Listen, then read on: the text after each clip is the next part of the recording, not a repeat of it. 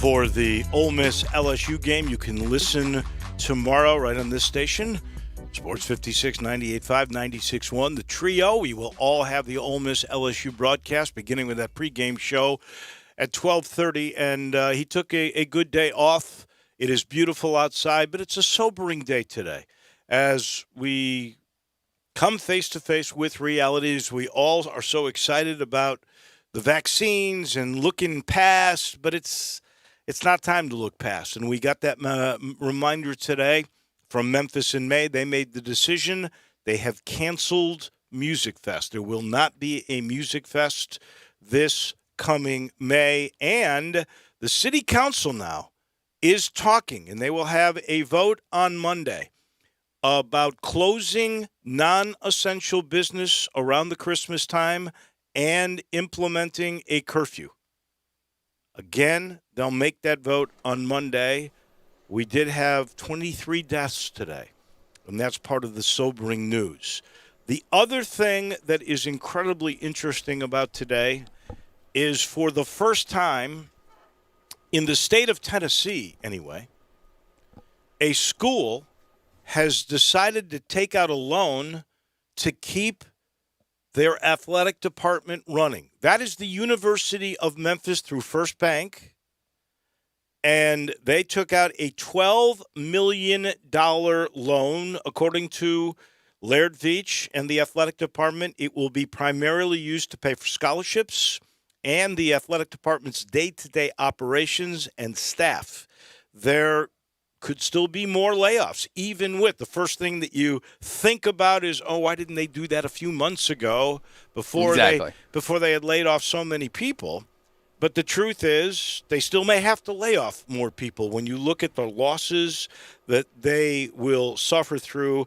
Event revenue, for instance, and I'm looking really quickly here through this story. I'm trying to remember it. I believe last year they brought in from ticket sales to basketball, football, women's basketball, everything that comes with that revenue stream from events. It was to the tune of $18 million. Mm-hmm. It will be down to $5.3 million this year, from $18 million to $5.3. Kind of shocking you still got 5.3. Well, their total revenue will be $15 million this year compared to the 3-year average of more than $56 million. So you're talking about basically over a third of your revenue is not going to be there. I mean, 2/3 of your revenue is not going to be there. And 70% is really what it is. And that is absolutely astounding that they are able to still be in existence. They're not going into their endowment, but they are using smart ways. Other places are doing this. It's been done in other states. And, in fact, the Pac-12 as a conference is actually making loans to some of their schools.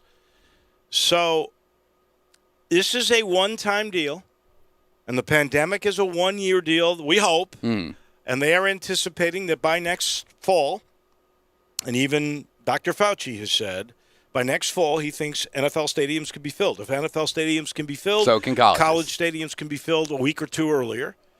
And if they are, then you will be back to a sense of normalcy and people will come to events again. Yeah, but unfortunately, with this story, it also creates a long-term effect on the university. I mean, just due to the fact that once you borrow money, even when things get back into normalcy, you got to pay that money back. So it's going to be a few more years, I think, until the University of Memphis is really in the black. They were, I think, during Tom Bowen's tenure here, and when he left, having them in the black. Obviously, nobody planned for a global pandemic and all the financial costs that came with it. But hopefully it doesn't take more than a few years and that we can see these jobs getting refilled because of all the great people that were unfortunately had to be laid off, get those jobs back and can get back into normalcy. But it's going to be a long time, at least a couple years, until we do get back in the black as a university staff. Your note is well taken. There is an interest rate that you have to pay back with that loan. Yeah. So the $12 million will be paid back at the current rate of interest on what a standard loan would be, according to the release. And There used to be a reserve. I can remember back in the days of Charlie Cavanero, there was a really good reserve. And that is before expenses exploded the way they have now. But as you said, they had excess money. They were operating in the black and had a rainy day fund under Tom Bowen. But now when you go from $56 million in revenue to 15, you're talking about a major issue for that year. So you have used now whatever that fund was. That has been and that has been spent. Yeah, and when I brought up the fact that we were operating in the black under Tom Bowen, I want that to be taken in a way that I'm putting a slight on Laird Veach. It's not his fault. None of this is anybody at the university staff. So I don't want that to be taken out of context, thinking that I'm slandering Laird Veach because of how good of a job Tom Bowen did. It is the time. So it's not his fault, but you hope that Laird can manage the budget the way that Tom did and get us back into the black as soon as possible. Well, we have had in Shelby County alone in the last 13 days, the month of December, we have had 100. I'm sorry, today is what, the 18th. Mm-hmm. So in the last 18 days, we have had 111 deaths from COVID, and we still have 13 days to go in this month. And this is why Jeff Warren, I think, is the main mover of the city council in trying to, again, close down non-essential businesses and put a curfew back on. They'll make that decision on Monday. It is, truthfully, times that we hopefully will never see again. When, as we just mentioned, when you have a university that has to go out and take a loan for $12 million. And they're not the first ones to do it, but these are the times that we are certainly in. And while the non-essential business closures and everything else that's coming, and when you hear the news that Tennessee is literally the worst place to be for COVID-19 cases, don't let that really discourage you. I know it stinks that these businesses are going to have to close, that we might have to have a curfew, but we literally can finally see the light at the end of the tunnel. It's right there. We have needles and shoulders. We have the vaccine coming out. So while it is a little discouraging right now, I suggest and implore people to please look at the big picture, that we are really down the final stretch. A few more months of this. I know it's going to be hard, but if we can do this for a few more months, we will be in greener pastures. Rainbows will be all over the place, and we'll be back to normalcy. So a few more months to go, people. It's a good 6 to 8 months. Yeah. But you're going to have to hold on, and that. But at least we know where the finish line is now. Well, and it's also going to mean, honestly, that we're going to have to really be careful this Christmas, which is why the council is mulling over the safer at home order that could be coming on Monday. I know that will be maddening to many. It will be discouraging to all. But if that's what we need to do, that is what we will need to do. I don't know if you knew this. There is a trophy for the winner of the Montgomery Bowl. They just made up a trophy for the 1 year? Apparently they have. And I know Brett would love this. The trophy is named the Bart Starr Trophy. Hey. I guess Bart, and look this up real quick. Is he from Montgomery? Or? I know he's from Alabama, but he must be from Montgomery. They wouldn't be naming this trophy after him, from the Montgomery Bowl, which would never have been in Montgomery if we hadn't had a pandemic, because the game was supposed to be in Fenway. I think it was supposed to involve an ACC team. Yeah. And instead, they're just scrambling around. Did you see, by the way, and this is a big story, and I do want to get the take of Bruce Marshall, who will be joining us in a little bit, that Brian Kelly today basically took the College Football Playoff Committee to task. It had nothing to do with picking. It had everything to do with players' families not being, at this point, allowed to go to a playoff game that could take place at the Rose Bowl in California. And he's basically saying, and I thought this was pretty bold, almost arrogant. He said, we may not play. If our families can't go, it's a sham. We're not going. Yeah, actually, I have this as my not top story because I don't buy a single cent of what he's trying to sell me on this. There's no way that with all the money, that especially in the times that we are in right now, that we just talked about at length the last few minutes with universities and their athletics, there's no way the University of Notre Dame decides that they're just going to turn down all that money because there won't be families there. I do not buy it. Yeah, maybe it's just a ploy to try to make the Rose Bowl or people to make an exception for families. I think families probably should be there, but I highly doubt if the Rose Bowl and the CFP says there aren't going to be anyone in the stands, no families, nobody allowed, that they're just going to flat out say, no, we're not going. What is interesting to me is that no fans from outside the university community are allowed to go to Notre Dame games. So they do let the families go to the games, but no real fans from outside of that immediate family are allowed to go. So it's not like they're opening things up in South Bend. But yet I guess he feels like at least the fans, the players, families should be able to go. I can tell you this, places like Cincinnati in Ohio that were not open to fans.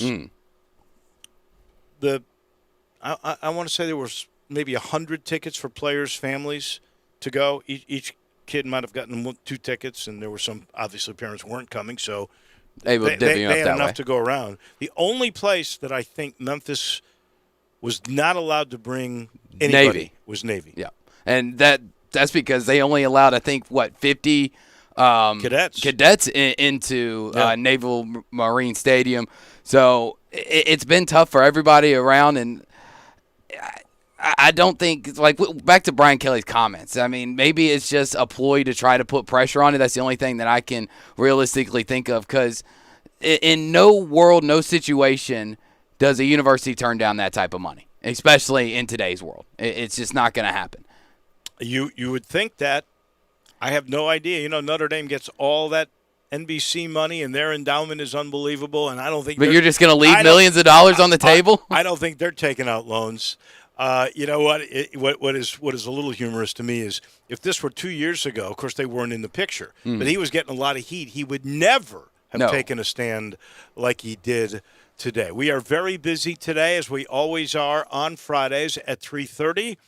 In just a little bit, after Top and Not Top Story, Bruce Marshall from the Gold Sheet will join us from Las Vegas. Looking forward to that. Jason Munz will join us at 4. We'll talk Tiger basketball with him, the beat writer for the Commercial Appeal, and I wonder if he's got any ideas about that point guard position, the effect that DeAndre Williams had, how many more games the Tigers would have won maybe had DeAndre Williams been around for the whole season. We'll get that take from Jason Munz at 4. At 4:30, we have a new sponsor today. I'm really excited about this sponsor. It is Grind City Brewing Company. And Grind City Brewing Company has a brand new deal with the University of Memphis. And they're doing this, by the way, through our good friends at Athens Distributing, the Aaron family, wonderful people.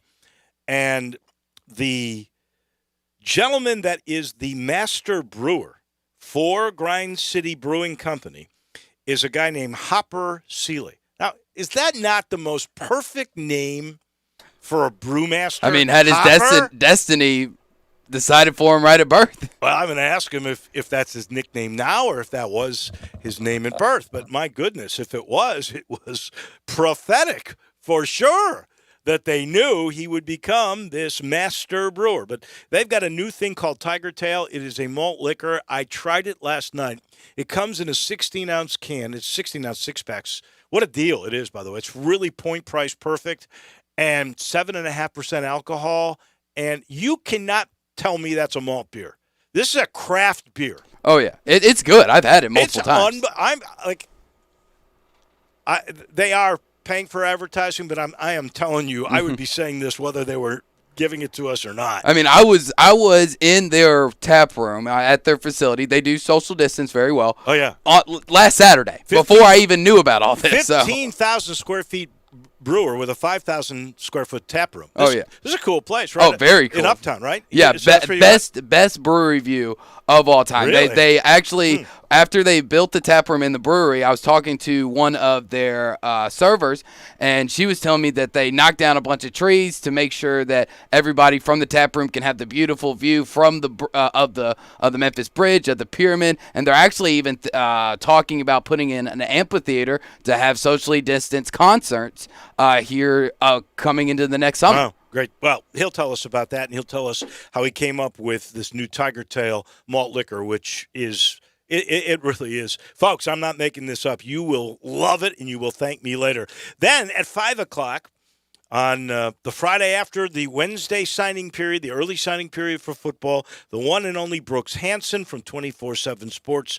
He'll tell us who the winners and the losers were. Then at 5:30, First National Bank and Trust Football Friday forecast. Looking forward to making all the picks. You've got Brett's, correct? I have Brett's picks right here in front of me. Beautiful. So we'll all make our picks, and then it'll be crunch time, and into the weekend we will go at about 5:50. So we are really starting to hit it.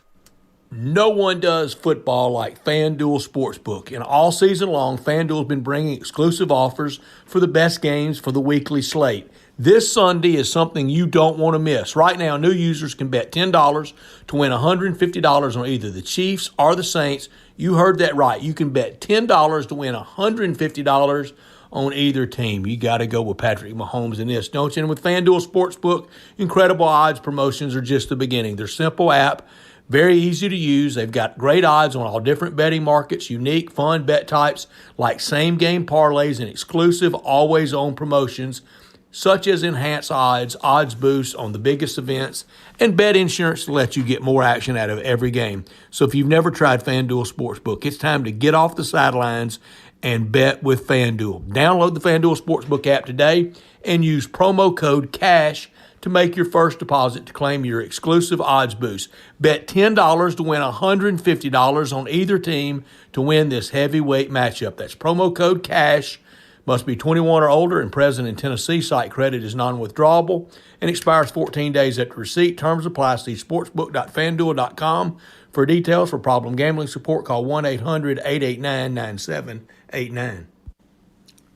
This hour of our show brought to you every day by Lexus of Memphis at 2600 Ridgeway and online at lexusofmemphis.com. Your one and only Lexus dealership in Memphis. Call them at 901-362-8833. Lexus of Memphis, celebrating the holidays and offering the Golden Opportunity December sales event. Great offers on closeout 2020 models, and the 2021s, they are taking over. Happy holidays, Merry Christmas, and a happy 2021 to everyone from Lexus of Memphis.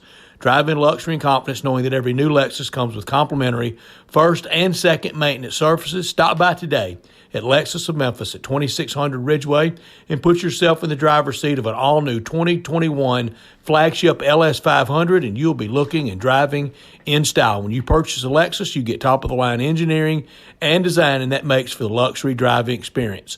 Online at lexusofmemphis.com, 901-362-8833. Experience amazing at Lexus of Memphis. Top story of the day. The Grizzlies are perfect in the exhibition season. Now they've been playing Minnesota and Atlanta, so I don't want to go crazy, but they sure looked good last night. I mean, can you imagine they had 19 threes that they made last night? 19 threes. Again, Valanciunas was outstanding. He had 13 rebounds in the game, and he didn't play. I would have to say just half the time. He had 20 and 13. Once again, outstanding game for John Morant. Double-double for him too. 24 points and 13 assists. He looks absolutely like he can do whatever he wants to at any time. He was outstanding. They win going away by 22 points. They scored 128 points. Now, granted, it's an exhibition game, and they're only playing the two teams because they got another one on Saturday against Atlanta again. But if you're looking to see, are they in rhythm? Do they share the ball? They're looking pretty good to me. They are outstanding. It was nice to see Brandon Clark back out there doing his thing last night. He still has got a new haircut, but he's got that same leaping ability. Looks healthy. Everything looks good there. We still didn't see Jaron Jackson. We still haven't seen Justice Winslow. We'll have to wait on that, but that's pretty good stuff. Brooks was the leading scorer with 24. Anderson was very, very steady last night. When they wanted to play defense, they did. The new kid, Bain, had double digits. That's the second game he's had double digits. He's had some nice moments. I still think they're a 30-31 win team, but based on what, and this is a 72-game schedule, but based on these exhibition games, they are a little bit ahead of what I thought they would be, and it looked good. And we should point out our old friend Rob Fisher, not on the broadcast as a sideline guy last night, because he was pressed into action as the PA announcer. So congratulations to Fish, because he got through it. I understand he was very nervous about it, but he made it work. Good for old Rob. And I agree. I think the Grizzlies, they've looked good through the first three expedition games and look to have a great season ahead of them. My top story of the day is it's college football championship week. Yeah, it's a little later than normal, but it's here. All the same, starting tonight with Conference USA, the MAC, and the Pac-12 championship. Then tomorrow, full slate of games, starting with the Big Ten early at the 11 o'clock kickoff. And then in the middle, you have the Big 12, ACC, Mountain West, and you end the night with two great matchups in the SEC and AAC championship. We'll be talking about those games with our good friend from Vegas, the Golden Man from the Gold Sheep, Bruce Marshall, in a little bit. Not top story of the day. Well, these numbers are they're very, very scary. Shelby County had 625 new cases, and the worst part is 23 new deaths. That's the highest I have seen in a long time. 111 deaths this month with 13 days to go. That is bad. 4,300 tests, 14.6% positivity, and we are staying high capacity with hospitals. 97% with ICU beds. They're down to 11 hospital beds. That's where they were yesterday. They're at least holding steady there, but only 11. I did hear Dr. Jane say, even if they were to run out, they would make do somehow, some way. If you're sick, go to the hospital. Don't think they won't have something for you. They'll make something work if you are in dire need. And then even with the acute care beds, we're down to 111 of those. This is the highest rate I have seen for acute care capacity, 95%. So even that is a little scary. Thus, the contemplation by the city council to do a safer at home order and voting on Monday whether they will close down non-essential businesses again and have a curfew. More on that, of course, on Monday. Tennessee, 493,000 cases now, 5,800 who've passed away. In Mississippi today, 2,500 new cases. They continue to spike. 190,000 with 4,300 fatalities. Arkansas, 194,000. They have surpassed Mississippi. 3,100 deaths in that state. 17.75 million in the United States. Today, when I checked, around 12:30 or 1. So the numbers are going to go up. But even at that time, 106,000 new cases. We are almost at a 320,000 figure for fatalities. They predict by April possibly 560,000 in this country. All we can do is say, go Pfizer, go Moderna, go Johnson & Johnson. Around the world now, 75.75 million, 450,000 new today, and 1 2/3 million people who have passed away from COVID-19. Yeah, definitely don't like those numbers from today. But my not top story, we already mentioned it. Notre Dame head coach Brian Kelly said today in a Zoom call that if the Irish make the CFP, they would consider not playing if families aren't allowed to attend in the semifinal. Coach Kelly said, why would we play if we can't have families at the game? If you can't have families at bowl games, why would you go to a game where your family can't be a part of it? What's the sense of playing a game in an area of the country where nobody can be a part of it? And I do not buy anything he's trying to sell me on this. Well, they're going to accept the CFP invitation. Well, he's also trying to put pressure on the playoff committee, and there are many that are doing this, to move the Rose Bowl. And it wouldn't be the first time, as Brett has reminded us. World War II. There was a movement And they did not have the road. Where'd they have it? I can't remember. At Duke University. At Duke. Okay, so they've moved it before, and they may have to move it again. One thing for sure, I would not move it to South Bend, Indiana. I would definitely not placate him on that. And those are your top and your not top stories. We are sitting here in the Family Leisure Studios. A reminder to all of you, the Holidays at Home sale going on. Get there this weekend. This is the perfect weekend.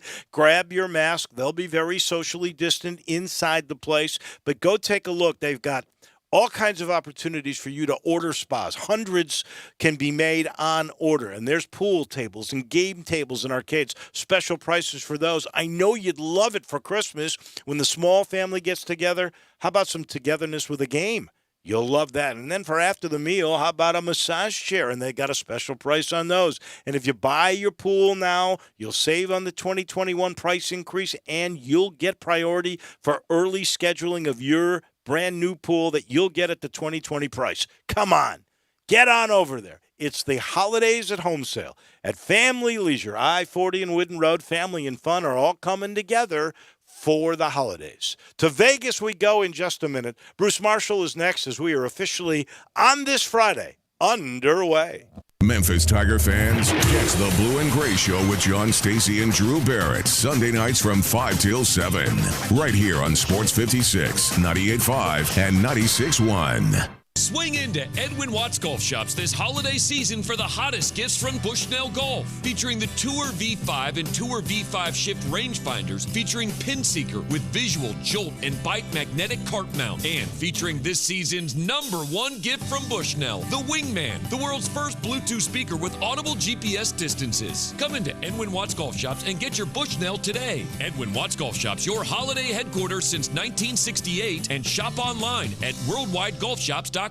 If you need glass replaced, there's only one name you need to know. Ben Swinger Glass, the largest full-service glass company in the U.S. They've been an industry leader for over 125 years. For all your residential, commercial, or auto glass needs, Ben Swinger Glass is the name you need to know. 24-hour emergency service for all commercial customers, plus a nationwide warranty on all professionally installed glass. 2 Memphis locations, one in Midtown on Hollywood Street across from the Liberty Bowl, and one in Cordova off Germantown Parkway next to the Fox and Hound. Visit their website, benswingerglass.com. Ben Swinger Glass. All 36-month leases, $31.49 due at signing, 0 security deposit, $650 acquisition fee, 10,000 miles per year, 20 cents excess mileage, Forte ME 29910, MSRP 20,625, sold M7755 682, MSRP 20,315, K5MG 003199, MSRP 25,725, includes all manufacturer rebates and incentives, PF 695, excludes tax title license with approved credit warranty is a limited powertrain warranty. See Kia.com or retailer for details. Offer valid through 12/31/20, dealer stock only. Are you ready to be happy this holiday season? Well, we got you covered at Gossett Kia South Mount Moriah. So come be happy with Kia's holiday sales event. Command the season. 2020 Kia Forte, $142 a month lease. 2021 Kia Soul, $148 a month lease. Plus 2021 Kia K5, $192 a month lease. All just 36 months, $31.49 due at signing. Stay happy all season long with Forte, $142, Soul, $148, Kia K5, $192. So whether you live in Horn Lake, South Haven, Olive Branch, or Memphis, you'll be happy at Gossett Kia, 2680 Mount Moriah or KiaMountMoriah.com. If you want it, we got it at Gossett Motor Cars.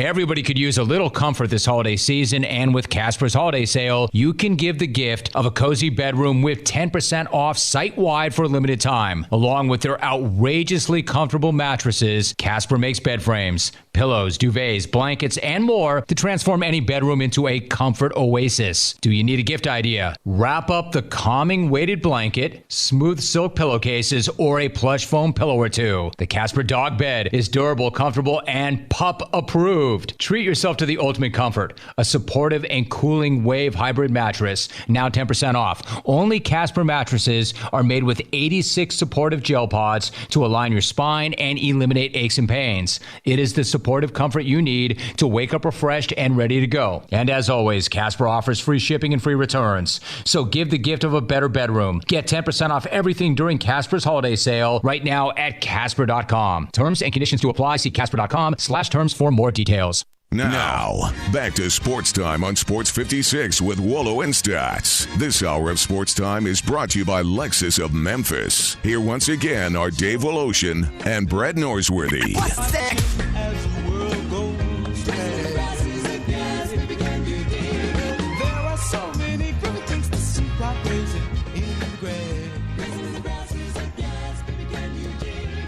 Welcome back in. Nice to have you with us.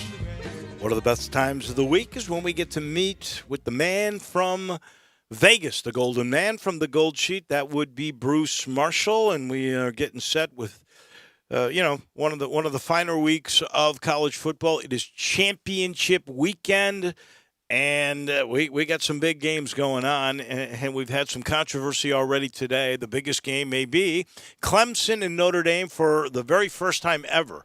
Notre Dame being in a conference championship game, and we got their coach saying, if we win and the College Football Playoff Committee picks us, and it's in a place where our players' families can't come, we're not going to play. You buy that? No, I don't. And, we'll see. Remember, though, Notre Dame, Dave, you and I are old enough to remember when they didn't go to bowls. Yeah, that's true. By the way, that might be a book I'll write someday about that game against Texas when they came back into a bowl 51 years ago. But, listen, actually, I'm down in Florida here this week, and so I've been hearing some of the buzz down here. The bigger question for me is if Notre Dame loses, are they still going to be in the Final Four? And I think there's a good chance it probably will be if they don't get too humiliated. I don't think they're going to get humiliated. We picked Clemson 42-26, mostly because when Clemson has looked good this year, and they've had Trevor there, and this would be the Miami game, this would be the first half of the Pitt game, this would be the Virginia Tech game. They've looked as good as any of Dabo's teams in the past. Now, the difference is there have been Clemson has been a little bit lazy. They lost that game without Trevor. Not that DJ, the backup, played badly. He threw for 400 yards. And Ian Book, I think, is going to make a great pro. But Clemson was also down some guys on defense in that game. They've been healthy on the top end right now.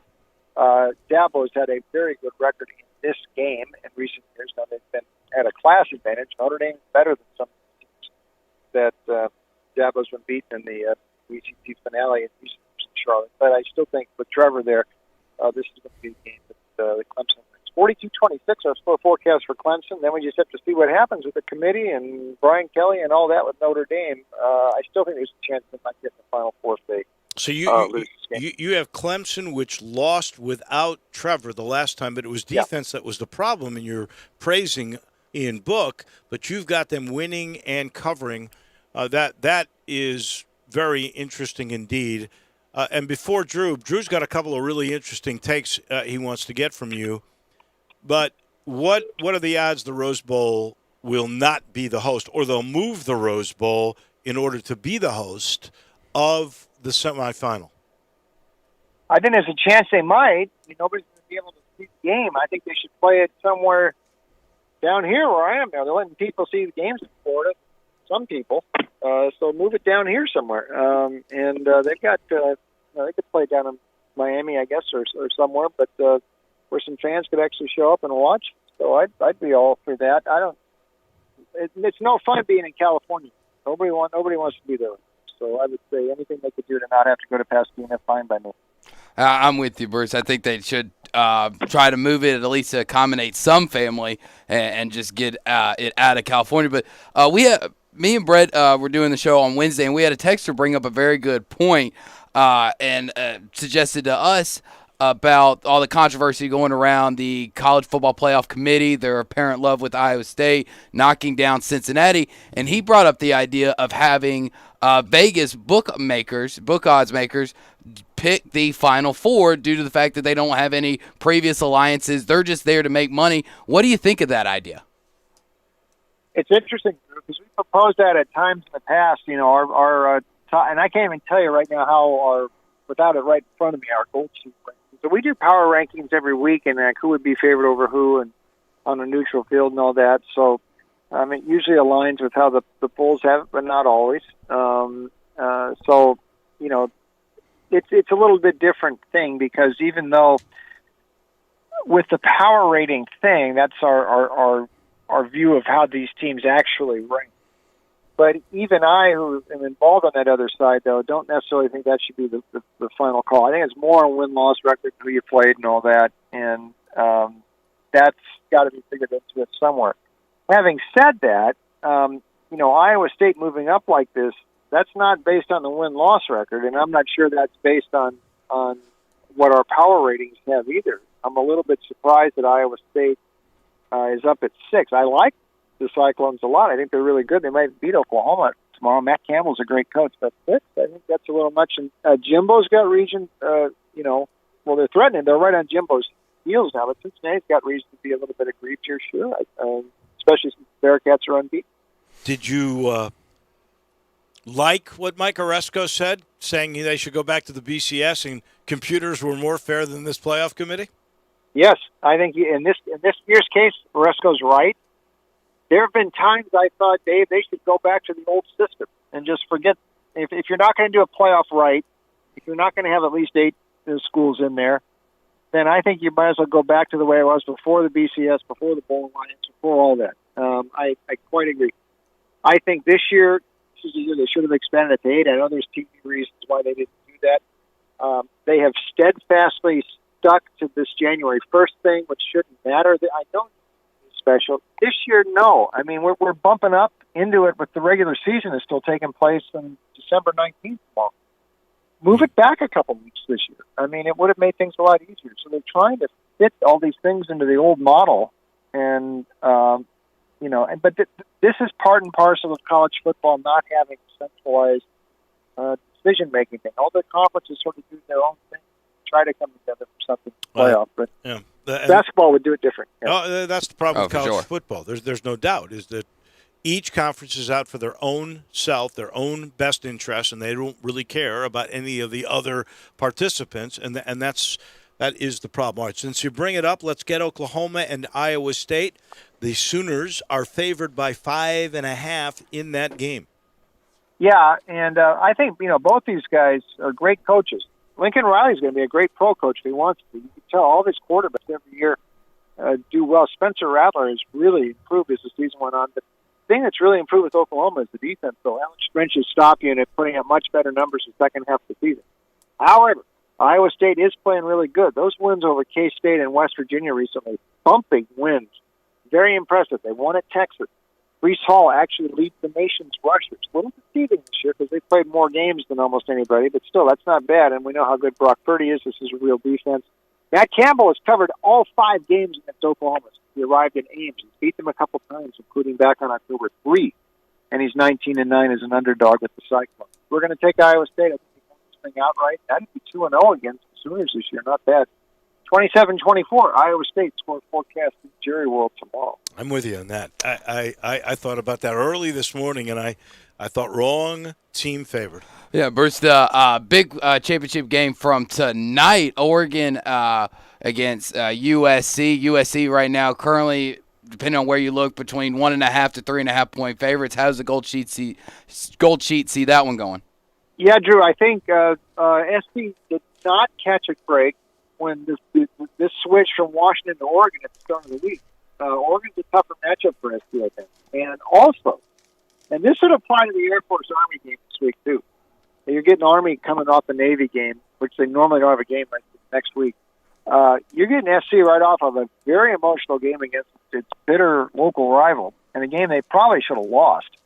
Oregon's sitting around cooling the Jets here for a couple weeks after a couple disappointing efforts, but I don't like the dynamics at all for SC psychologically for this game.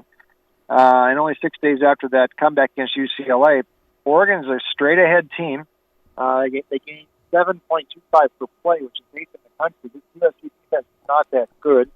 The quarterback is good. If you give him time to throw, Clovis will pick you apart, and his receivers are great. But Oregon might mix it up some. And listen, SC, if you almost lost Arizona this year, you became a couple seconds away. That's a question mark. They've had 3 of their wins in the last 20 seconds of their game. They could easily be sitting here 2-3 right now. They're not that good. 39-34 Oregon, I think, is going to win this game tonight at the Coliseum. Wow.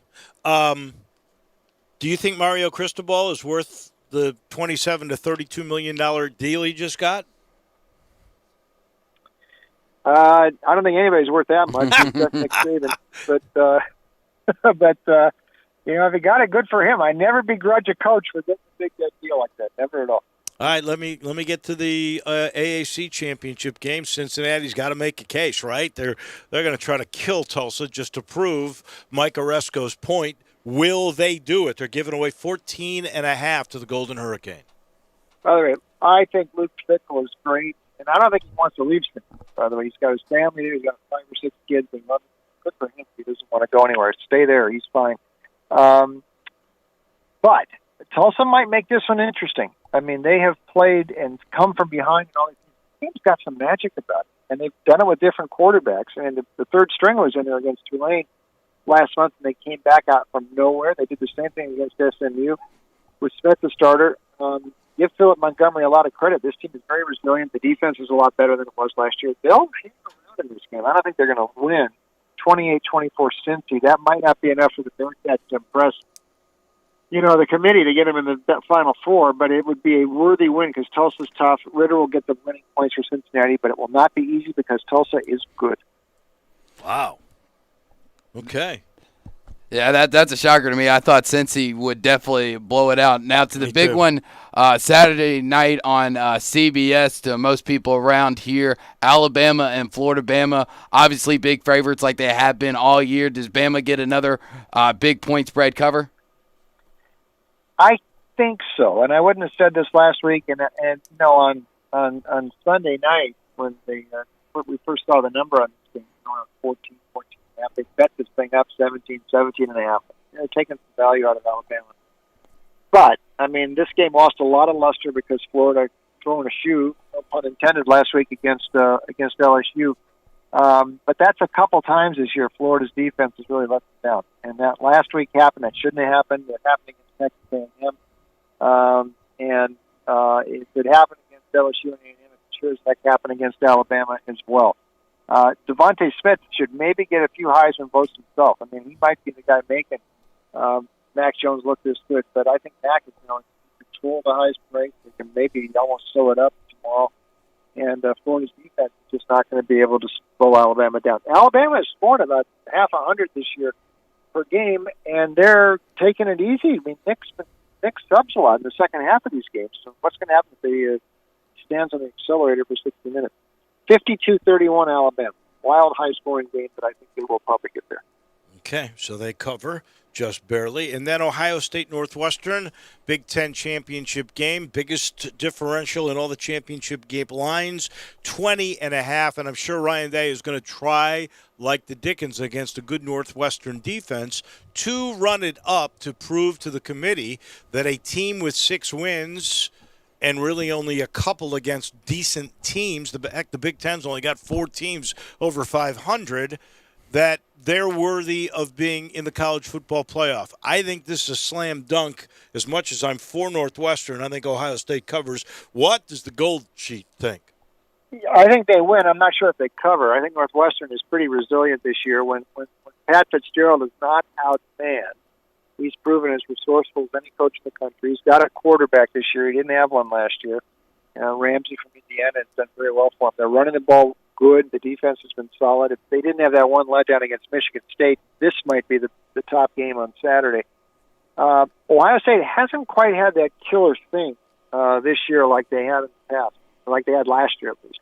They've let some teams hang around. Indiana, they couldn't shake Indiana in that game last month at the Horseshoe. So I don't think it's going to be that easy for Ohio State. I know Day's talking about it, but Northwestern sees that and what they say. They know what Ohio State's thinking. They're not going to shy away. No, they won't win, but it won't be too bad.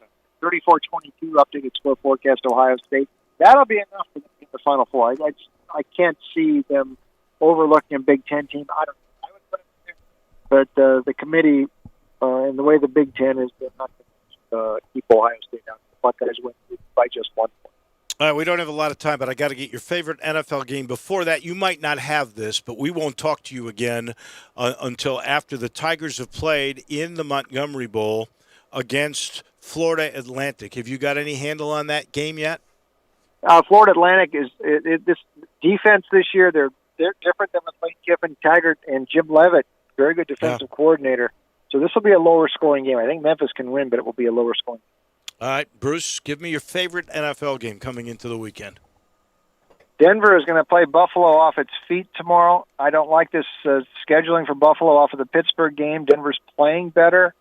Vic Fangio's 14-7 as a dog. This is a close game. It's also under the total, which is way too high at 49.5. Denver and under in a Saturday special in the NFL. Okay. Hey, as always, we love chatting with you. Happy holidays to you for sure. You, your family, whether you're in Europe or whether you're in Florida, wherever the heck you are, you go all over. We really, really wish you the best. And how do we get more of you? Yeah, check us out online, goldsheet.com. Hey, we got basketball every day now, too. The NBA joins the fun next week.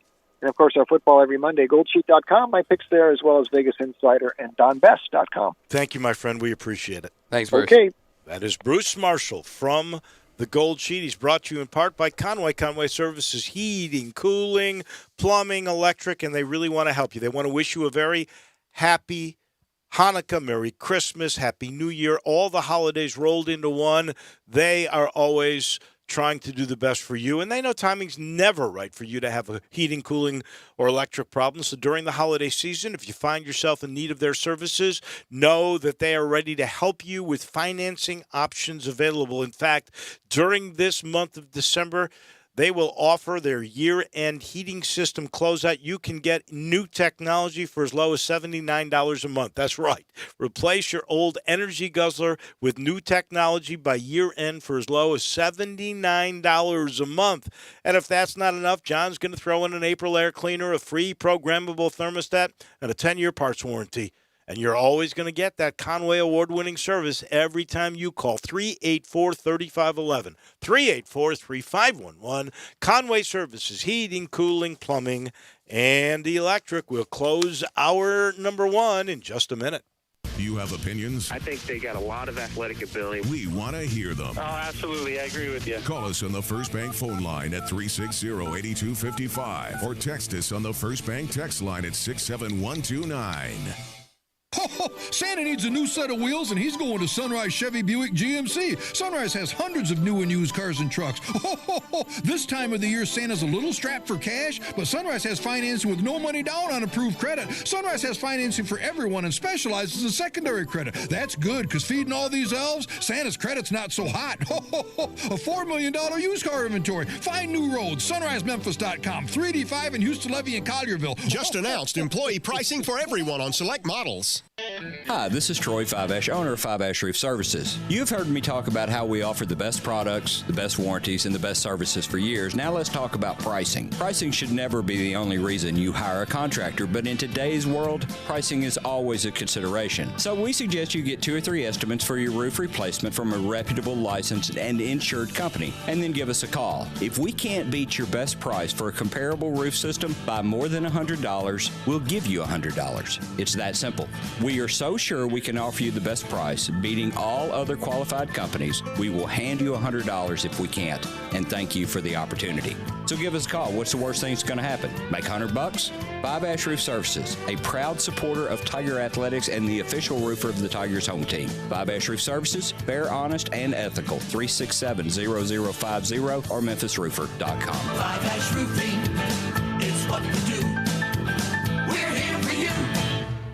Make your next grill your last grill with the Big Green Egg. You can smoke, bake, roast, sear, or grill. It's amazing. Ceramic will not rust, but will provide the best radiant heat, keeping your food crisp on the outside and juicy on the inside. Just ask Big Green Egg users how great the food is. And it comes with a lifetime guarantee. Make your next grill your last grill by purchasing a Big Green Egg at any of the following stores: Cordova Ace Hardware, Hamilton's Fireplace and Grills, Garden Spas and Pool, Germantown Hardware, and East Memphis Ace Hardware. Now, back to Sports Time on Sports 56 with Wolo and Stats. This hour of Sports Time is brought to you by Lexus of Memphis. Here once again are Dave Woloshin and Brad Norsworthy. Stats is off. Drew Barrett filling in. You know, this weekend, can I go a whole week without talking golf? Come on, I can't.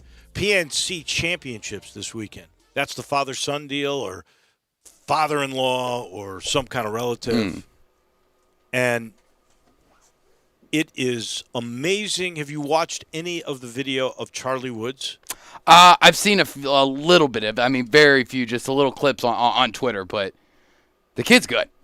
First off, they did this side by side, and I don't know. I don't think they were trying to do it or staged it, but they were both in absolute synchronicity. They started their swing at the exact same moment. They finished their swing at the exact same moment. And Charlie has absolutely the same exact mannerisms as Tiger Woods. And this is from Padre Harrington, who's playing with his son. He says, Tiger should note he's not the star of the show. He ain't the star this week, and that's very much among the players and the pros. We're all going down to the range, and everybody is stopping to watch Charlie. Move out of the way, Tiger. It's incredible the buzz he has created. I would hate to have to walk in the footsteps of somebody like that. Can you imagine? Oh, I can't imagine. It didn't work out that well for Michael Jordan's kids. They were both good enough to play college basketball. I mean, one played at UCF against the Tigers all the time, and he was decent. But I mean, when your name is Jordan and you're Michael Jordan's son, regardless how decent you are, regardless if you're just a good D1 basketball player, you're never going to live up. I mean, it just feels like so much pressure to always have to hear, I mean, you're good, but you ain't your daddy. Your dad could do that. Why can't you? Like, man, that's got to be a lot of pressure. But how many people have been able to live up to it? The Mannings did. Yes. Both the Mannings have lived up to Archie. Ultimately passed him with Super Bowl wins, I think. And Ken Griffey was able to do it. He was. And he passed his dad. His dad was a great player. Mm-hmm. Great player. So that's pressure, and he was able to do it. Guess if you want to go NASCAR, the Earnhardts. Yeah. Dale Jr. Sure. Lived up to it. I'll tell you, if you want a father-daughter, John Force's daughter lived up to the billing in drag racing. Okay. So that was pretty impressive, and I think he still races. They may race against each other on occasion, so that's kind of a cool thing. I don't know that you're talking about none of Jack Nicklaus's kids ever lived up to the billing. And, that's not to put them down. They were really good golfers, but it's hard to make it in that sport. And the pressure of having the moniker of being Nicklaus's kid, oh, my goodness. One of the sons was on the bag when he was 46 and 86 and won the Masters. And so that was a fantastic moment. I mean, don't get me wrong. I love my father, but I'm glad he's not a very famous athlete or famous broadcaster that I'd have to live up to. Sure. I think it is a very tough burden. And, I'm sure there are many people that go, I wouldn't mind being Charlie Woods because Charlie Woods is going to inherit that bank account's going to be really nice. Never have to worry, but you still have to have something that you feel accomplished about it. And apparently this kid is a competitor. He hangs out a lot with Justin Thomas, and Justin Thomas's dad, Mike Thomas, who taught Justin how to play. He apparently, because they live in Florida in the same neighborhood with Tiger and his kids, and apparently he is teaching. He's the teacher. I'm sure Tiger helps him out. And if you look at their swings, they're very similar. But might want to mix the swing up a little bit and how much power because we don't want Charlie to have back troubles in 30 years. Well, but the thing is, I think Justin Thomas's dad is also teaching him too. But apparently he's needling all the time and trying to compete with Justin Thomas, which is funny in its own right. But 11 years old. Look at his swing. He's already won tournaments in Florida. I don't want to put any more pressure on him because that's impossible. You're talking about, trying to surpass the greatest, and you're just not going. Let's say Charlie Woods pans out. He makes the PGA, goes to Stanford like his father before he joins the tour. How many tournaments does he have to win to not be? You're good, but you're no Tiger. How many tournaments does he have to get? How many majors? Well, first of all, Tiger's got 82 wins in the tour, tying Sam Snead for the most, and I still hope he breaks that record. And he's got 15 majors. He'd have to break one of those two records to be considered as good as his old man. And that's crazy. The man he could literally win 50-plus tournaments on the PGA Tour in his career and still be looked at as like, you're not Tiger. I'm sorry. Like, you're good, though, but not the same. I think he would take 50 right now. That would be a good deal. No doubt about it. This final portion of hour number one brought to you by the wonderful folks at Supercuts. Look, it's the holidays. You want to look good for Christmas, and I know you have trepidation, but let me tell you, all the folks at Supercuts have gone out of their way. They did in the very beginning. They came up with top infectious disease doctors. They They had a partnership to find out what was the best way to continue to do business at all the Supercuts across the country, and they came up with what they call the Safe Salon Commitment. They put it in place. All 15 of the locations here owned by the Czech family, they have the Safe Salon Commitment in place. If you'd like to see what that's all about, then go to supercuts.com. If you would like to make an appointment, and you can, go to supercuts.com. You may be confused. Where's the nearest one to me? Supercuts.com will tell you. Feel safe. The Czech family's going out of the way to socially distance their seats and to make sure everything is as clean as it possibly can be. Supercuts. They are definitely giving you haircuts for the holidays. We take the break. When we return, our friend Jason Munz, beat writer of the Memphis Tiger basketball team for the Commercial Appeal. He comes your way in just a moment.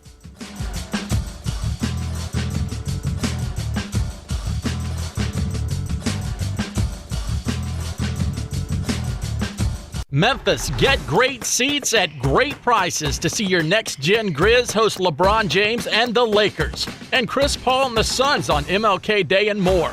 Single-game tickets are available now at Ticketmaster.com.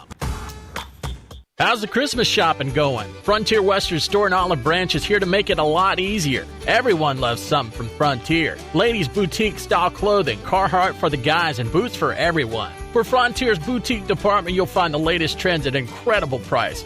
We also carry a huge inventory of basics like leggings, tops, tunics, dresses, CC beanies, scarves, gloves, new styles of fleece jackets, and much, much more. Guys will be after Frontier's large assortment of Carhartt and Ariat jeans and shirts. Now, how about a new coat, jacket, or insulated overalls? Frontier has that too. Don't forget the boots. Work boots and dress boots from Rocky, Dan Post, Ariat, and more. Frontier is the place to come for name brand boots at an everyday low price. There are thousands of boots available in all sizes for men, women, and children. Frontier gift cards are also available and make a perfect last-minute gift. Frontier Western Store, 5880 Goodman Road in Olive Branch, or shop online 24/7 at frontierwesternstore.com. Family owned and operated since 1967.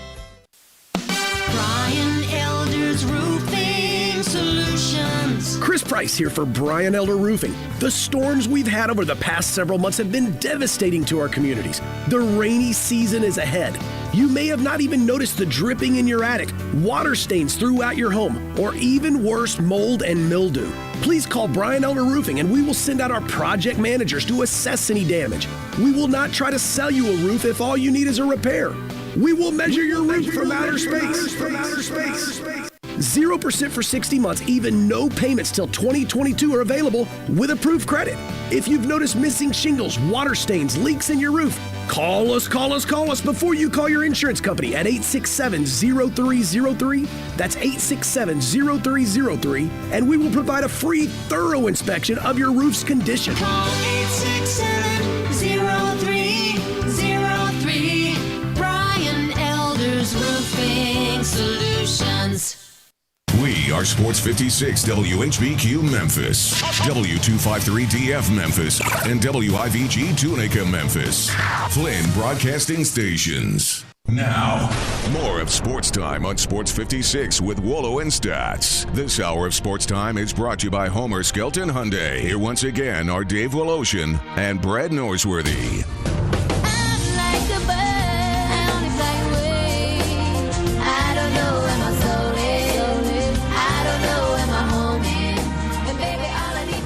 Welcome in, week before Christmas.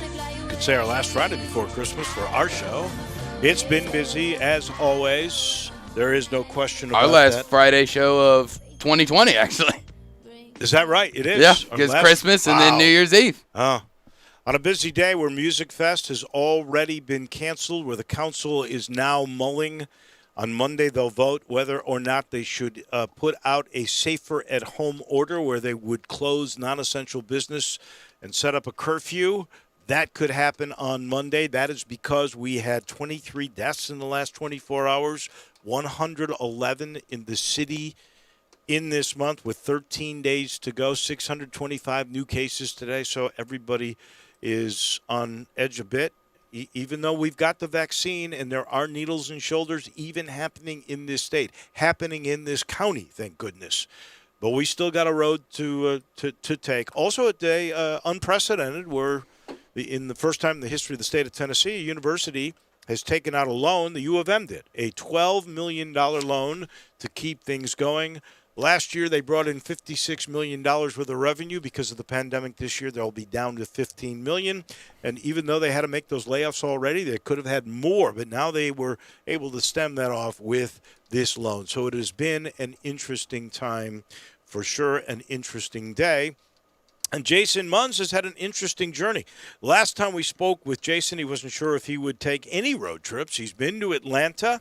He has been to New Orleans. Of course, you've been to the games here as well, seeing them in live. How different was it, FedEx Forum, where they let a few people in, to Atlanta or to New Orleans, which it didn't seem as if, other than the team's coaches and trainers and things of that nature, there was nobody else in the ballpark. Good afternoon, Jason. How are you doing, Dave? I'm hanging. Drew? I'm hanging. Doing well. Good. Yeah, no, I don't know if it's just that I'm starting to get used to it or what, but Tulane, or maybe it's the fact that Fogelman Arena is just so much smaller than State Farm Arena and FedEx Forum, but maybe it's a combination of both, but Tulane didn't feel too weird to me the other night. But yeah, no, it's at FedEx Forum. It's very odd, to have so few people, there, and State Farm Arena was very, very much the same way. But again, maybe it's the fact that I'm starting to get used to it, that it's that it's that way. I feel you on that, Jason. Obviously I haven't been to any road games, but the first 3 home games, I went to all 3. And, yeah, by game 1, really, really weird seeing the nobody really sitting on the floor, everybody spread out. But by game 3, you kind of get used to it. But as far as the last game goes, in Tulane, I think got off to one of the best starts that the Tigers had, one of the best 10-minute stretches the Tigers have had all season long, and then just completely fell apart before halftime. What do you think the main factor was to allow Tulane to crawl their way back in that game in the first half? Well, Penny says that it's when they started substituting. That he went with his starting 5 for X number of minutes, and he probably made 1 or 2 substitutions here or there over the next few minutes. And when he really started shuffling pieces heavily is when everything kind of fell apart. Now, I don't know if it's so much that, or if I don't know that that's the only thing that happened. I think Memphis got up to a 24-8 lead or something like that. I mean, they were well on their way to putting that game away. Almost, this is stretching it a bit, but it seemed like they were about to put the game away if they had kept going that way in the first half. But so I don't know if maybe psychologically they took their foot off the gas, or maybe because maybe it was just a matter of time before Tulane starts to pick things up. I mean, they were not playing very well through the first 10 minutes, so maybe it was just bound to happen that they were going to figure some things out and make some adjustments. So I think it was probably a combination of things for why Memphis all of a sudden couldn't do anything right, and Tulane was doing everything right. But yeah, I mean, Penny, the way he identified it was that it was when he really started substituting heavily is when things went haywire. He told us on the post-game show that it was the bench that he had to bring in. And let's not forget, there was part of the reason, and we can debate on whether he subs too much and needs to cut that rotation, and we'll get into that. But at that particular point, Nolly and DeAndre Williams and Lester Quinones each had 2 fouls. They're up 24-7, and they got into foul trouble, and he had to bring in the bench, and the bench has been the issue. And you're right. I mean, Tulane wasn't going to just play terrible the whole game. They're a home team. They're going to make a run or two. But it was a bit depressing to see them lose composure and see that 17-point lead become 1 at the break. And I think most people identify, the fact that he did have to make substitutions because of the foul trouble, but there seems to certainly be a lack of direction from a point guard to really get the offense flowing on a consistent basis. And I think there was a 7 to 8 minute drought there where the Tigers did not score at all. Good teams don't have droughts that long. They might have 2 or 3 minutes, but they don't go 7 or 8 minutes. And I sort of attribute that back to a real need for a steady point guard. And I think about this. If we go back, he recruited a point guard. His name was R.J. Hampton. Now, R.J. Hampton didn't come. And so that was a blow to this team. And I'm not sure that the guys that are here have been able to figure it out. And I'm talking about Alo as a junior. And maybe it's unfair with Damian Baugh because he appears to not be 100% physical. What is your sense of that position, and is that the biggest Achilles heel that the U of M has? I believe it is, and even taking it a step further, I hadn't thought about it like that. He recruited R.J. Hampton to be the point guard, and he didn't come. He recruited Jalen Green to be the point guard, and he didn't come. Right. And he did some recruiting of Kennedy Chandler, and he decided to go to Tennessee. Now, I don't think that it was quite to the level of R.J. Hampton and Jalen Green, but it does seem like it has been. If there's one knock on Penny Hardaway's recruiting so far, it's the inability to, secure an elite level point guard. I mean, he's gotten Preston Chua, he's gotten, this guy and that guy, and James Wiseman and everything else, but there just hasn't been yet that point guard who he's been able to get. Now he's still got time for the class of 2021, so we'll see. But I think you're absolutely right. Alex Lomax has not been anywhere like his first 2 years. He was fine.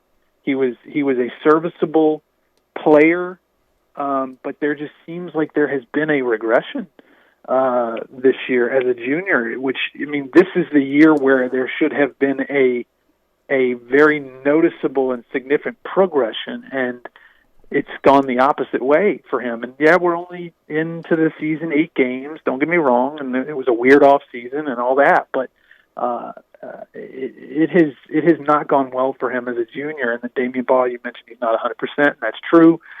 In the very first game against St. Mary's, he banged his back, and I think he banged it again against Central Arkansas, which is why he was held out of the Valley game. So, I think that there is a very real issue that Penny is going to have to address one way or the how he does it. I don't know, but there something needs to be done, and that's why I asked him after the Tulane game. Are you kind of in that headspace? Have you gotten to that point where you are prepared to do something, to go a different route? Maybe not completely. Maybe you don't. Obviously, you don't get away from Damian Baugh and Alex Lomax completely. But are you prepared to reduce their minutes and go a different route? Whether that is sharing the point guard duties, or whether that is turning to someone like Lester Quinones or even Jaden Hardaway. And he indicated that he is getting there. I don't think he necessarily said, yes, I'm going to do that, but he did seem to indicate that if they continue to struggle, that changes could be on the way.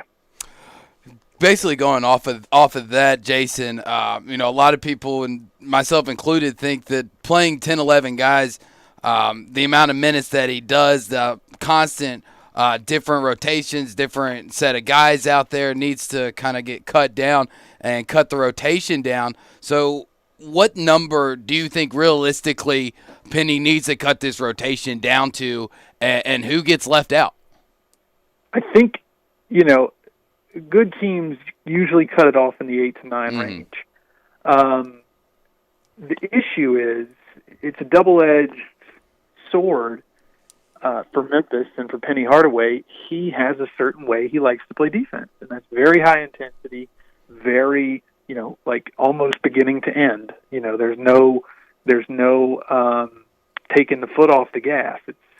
It's pretty much constant. And if you do that, you have to rotate. You have to have, good depth, and you have to go deep onto your bench.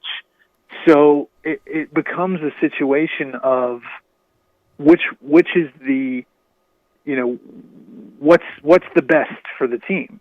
Is it, wreaking havoc on defense and creating turnovers, getting out in transition, transition baskets because of how well, how frenetic of a pace you play on defense? Or do you shorten the rotation, mix it up where you pressure 94 feet, X percentage of the game, but then you also mix in some,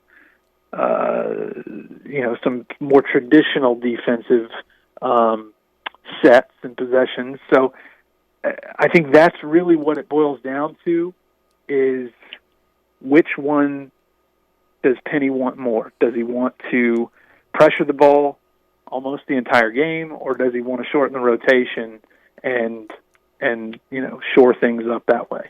I wonder, to a certain extent, with all the TV timeouts. Okay, so you're getting them 16, 12, 8 and 4, and then you're getting that same thing in the second half with the first 30 becomes a full. So you get 4 per half plus 5 plus the ones that you get. Mm-hmm. It seems to me that if you were judicious with your timeouts, you could hold that rotation to 8 or 9 and still play that style. I think he's got a tough decision to make as to who he's going to cut down on that rotation. I'll tell you, Jason, I said this the other night. I would give Lester Quinones a shot at the point guard position. He might not score as much as he has been, but he plays hard the whole time. He doesn't let his offense affect his defense, and he's a mentally tough guy, and they need a mentally tough guy in that position. Yes, I apologize. I kind of spaced out and forgot that part of the question. Yeah, no, to me, so Boogie Ellis does not need to. He can't. I don't think he's ready to be the point guard.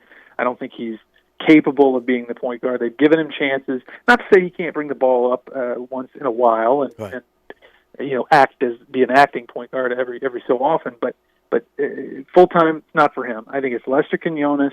I think possibly Landers Nolley, maybe, but he's a scoring specialist. So I wouldn't go there.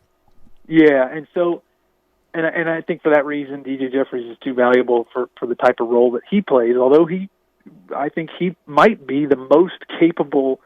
He might be the most able to be the point guard, to be a point guard in the type of offense that Penny Hardaway wants to run on the team. But I don't think that's a realistic option either. So, I think it boils down to Lester Quinones. Maybe Jaden Hardaway is in there too. Damian Ball, obviously, but I think, it's the time has come for Alex Lomax to, see his minutes drastically reduced. I think Lance Thomas is another one whose minutes need to shrink. Although I will say, Malcolm Dandridge, he may be the odd man out because of DeAndre Williams' presence. What do you think is the problem with Malcolm Dandridge? And I'll go back, and I've said this several times now. The guy last year was a 71% field goal percentage dude, okay? He was playing on a bad leg, and it was evident that he was playing on a bad leg, yet he shot and finished because he was only taking shots close to the hole. He's taken those same shots this year with theoretically a better leg.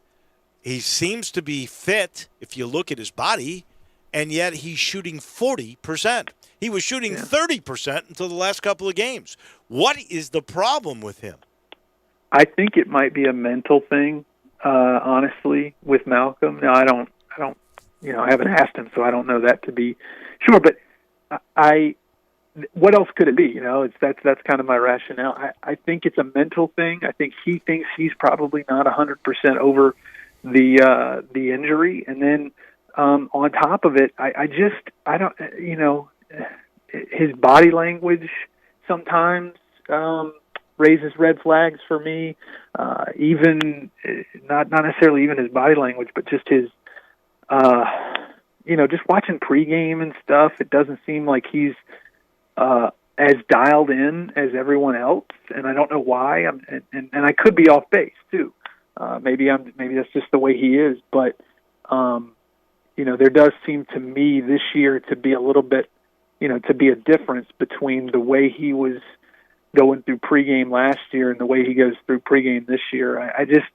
I'm not sold that it is a physical limitation, because I believe, and I've said this since seeing him last year, when he debuted last year, that he has some of the most potential on the entire team. His upside is really, really good. When he's really good, he's very good. He's got great instincts. He sees the ball. He sees the floor well. He's got great hands. I think he's got really, really good feet. And for those reasons, that's why I kind of lean toward it has to be mental, because he's got all the other stuff. And I just wonder if there's something mentally going on that is keeping him from realizing all that potential. Yeah, Jason, I think you're exactly right, because it just doesn't seem like he's really doing that much different things than he did last year, and the shots just aren't falling. All right, we got our first glimpse of DeAndre Williams down in NOLA, especially after that first play. I was ready to go to the Tiger bookstore, buy a number 12 jersey, and stitch his name on the back, as so many other people were with that dunk. Having said that, if let's say DeAndre Williams was eligible all year, are the Tigers still 5-3? No. I think you're looking at worst, probably 6-2. I don't know. I don't know what he could have done to. I mean, because VCU's game plan was just really good. I mean, VCU, was thwarting everything that Memphis tried to do, and I don't know how much one player would have made that much of a difference, especially that early in the season. I would have liked to have seen what could have, how things might have played out if he would have been eligible against Western Kentucky. I don't know that I'm sold that Memphis would have won that game either, but I do think they would have beaten Auburn with DeAndre Williams in the fold, which just makes this.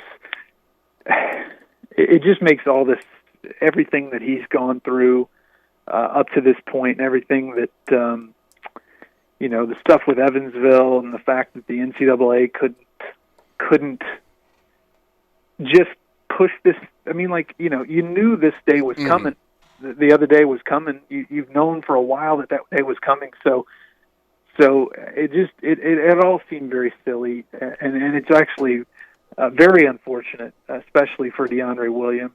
And I know it's only 7 games that he missed, but that's still 7 games. That's still 7 games, and it's messed up that he had to that he had to go through what he went through. But no, to answer your question, I think Memphis is at least 6-2, possibly even 7-1 if DeAndre had been eligible all season. I tend to think it might have been 7-1, and I don't know if it would have been the VCU or the Western Kentucky game. I would have loved to have seen what he might have been able to do with his energy. And let's face it, he doesn't mind being physical. He doesn't mind fouling either. And he doesn't mind fouling, and that might have been what he would have done with Bassie, who just ripped Memphis apart in that game. And I think Penny also learned a lesson in that game. I asked Penny why he never went to zone defense in that game, and he said we really hadn't practiced it. And I think he's now put that in case something like that occurs. I think DeAndre Williams, and I'm glad he's as good, because in the pregame show, before DeAndre Williams took to the floor in New Orleans, Penny was on, and I basically asked him, and he was actually making this kid out to be Kevin Garnett. I mean, he was talking about how good he was and what he was going to be used all over the floor and how important he would be for this team. And he lived up to the billing. Now, if he cuts down on the fouls so he can stay on the floor, this kid really has a chance to be good. And I'm going to ask both of you to put your thinking caps on. I don't know you'll have the answer. He's 24 years old. Brady White is at least 24 years old. Do you think there is any other college program right now that has two guys, a basketball guy and a football guy, that are stars that are 24 years old? I would be hard pressed to believe, even if you told me that there was. I have my doubts. 'Cause think about that. Yeah, it does seem like something that's very, very rare. I don't know about you, Drew. Yeah, I honestly can't think of a single situation right now or even in years past where we've had older guys in college football. No doubt you see those 5-6 year type of seniors, but in basketball it's so rare to get anybody over the age of 22. Yeah, and I remember I listened to your interview pregame and kind of was asking Penny about that postgame and what came to my mind as this whole thing was playing out, and even watching him against Tulane is yes, he is not Precious Achiuwa in any sense of the word from a just like a comparison sake, comparing one game to the other. DeAndre is much more physical. DeAndre is much more high energy. He's not as athletic as Precious Achiuwa is. I don't think he's as strong either, physically as strong. Even though he's got strength, don't get me wrong. He's much stronger than, let's say, Musa Cisse. Mm-hmm. But Precious Achiuwa, hey, he was a first-round draft choice for a reason now. Yeah, now, and so my at question age 20 or 19 or whatever the heck he is. We used to joke because he looked so much older. I have no idea really how old Precious Achiuwa is. When you come from a different country, I'm never really sure what the age is. Right. Says he was 19, I think. You always got to take that with a grain of salt. But so I asked Penny, I was like, was the goal all along, knowing what you know about DeAndre Williams, are you expecting him to produce the way Precious produced last year? 15.5 points a game, almost 11 rebounds a game, and he's like, yeah, and he is a walking double-double, and so if that's the case, if you end up with someone who produces the way the reigning AAC Player of the Year produced for you a year ago, then all of a sudden everything starts to look a lot better. You know what I mean? Cause that's what I think sort of got Memphis through last season, was when things went south, you were able to lean on Precious Achiuwa. The first 7 games, there wasn't that Precious Achiuwa to lean on, and now maybe, obviously, again, he's not the same type of player, but he could be the same type of producer, and that puts a whole new puts the rest of the season in a whole new light. Real quick, Jason, because we are up against the break, I do just want to get your thoughts, especially we talked about the cutting down the rotation. Where does Jaden Hardaway fit in? Because I think as far as everybody returning from last year, I've been more impressed with his jump from redshirt freshman year to sophomore year more than anybody else. I think he's the one who needs to benefit from, if you're going to reduce Alex Lomax's minutes, you're going to take some minutes away from Alo, I think you got to give him the Jaden Hardaway, because at least until further notice, because he might be pound for pound the most improved player on this roster from a year ago, and that's saying a lot. I mean, yeah, that's saying a lot, because Boogie Ellis is much better, and DJ is starting to become more consistent. Lester put up 20 the other night. He's had a couple of double-doubles already. So, but I think Jaden, just from where he came from last year, he's probably the most improved player. And again, this is until further notice. It can change.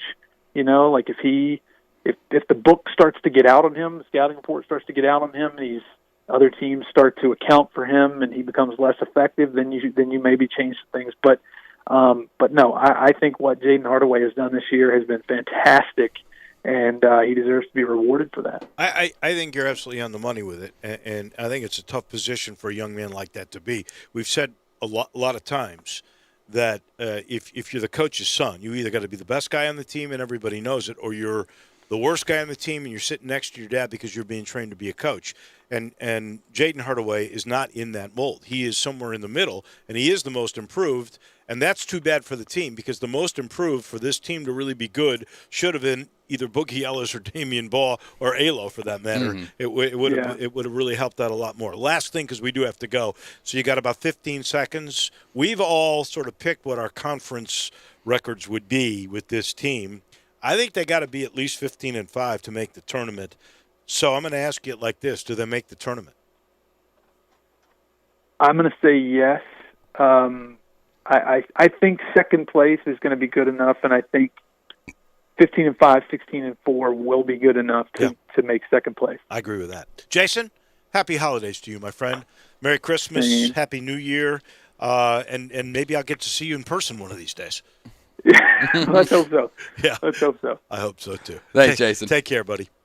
Thanks, guys. That is Jason Munns from the Commercial Appeal. He is brought to you by our title sponsor. That would be Homer Skelton Hyundai in Olive Branch and Genesis of Olive Branch. Same building, same people, a team that's been together for 13 years. They have literally raised the bar for the way car business should be done. You should go find out for yourself. I know you trust me, but just don't take my word for it.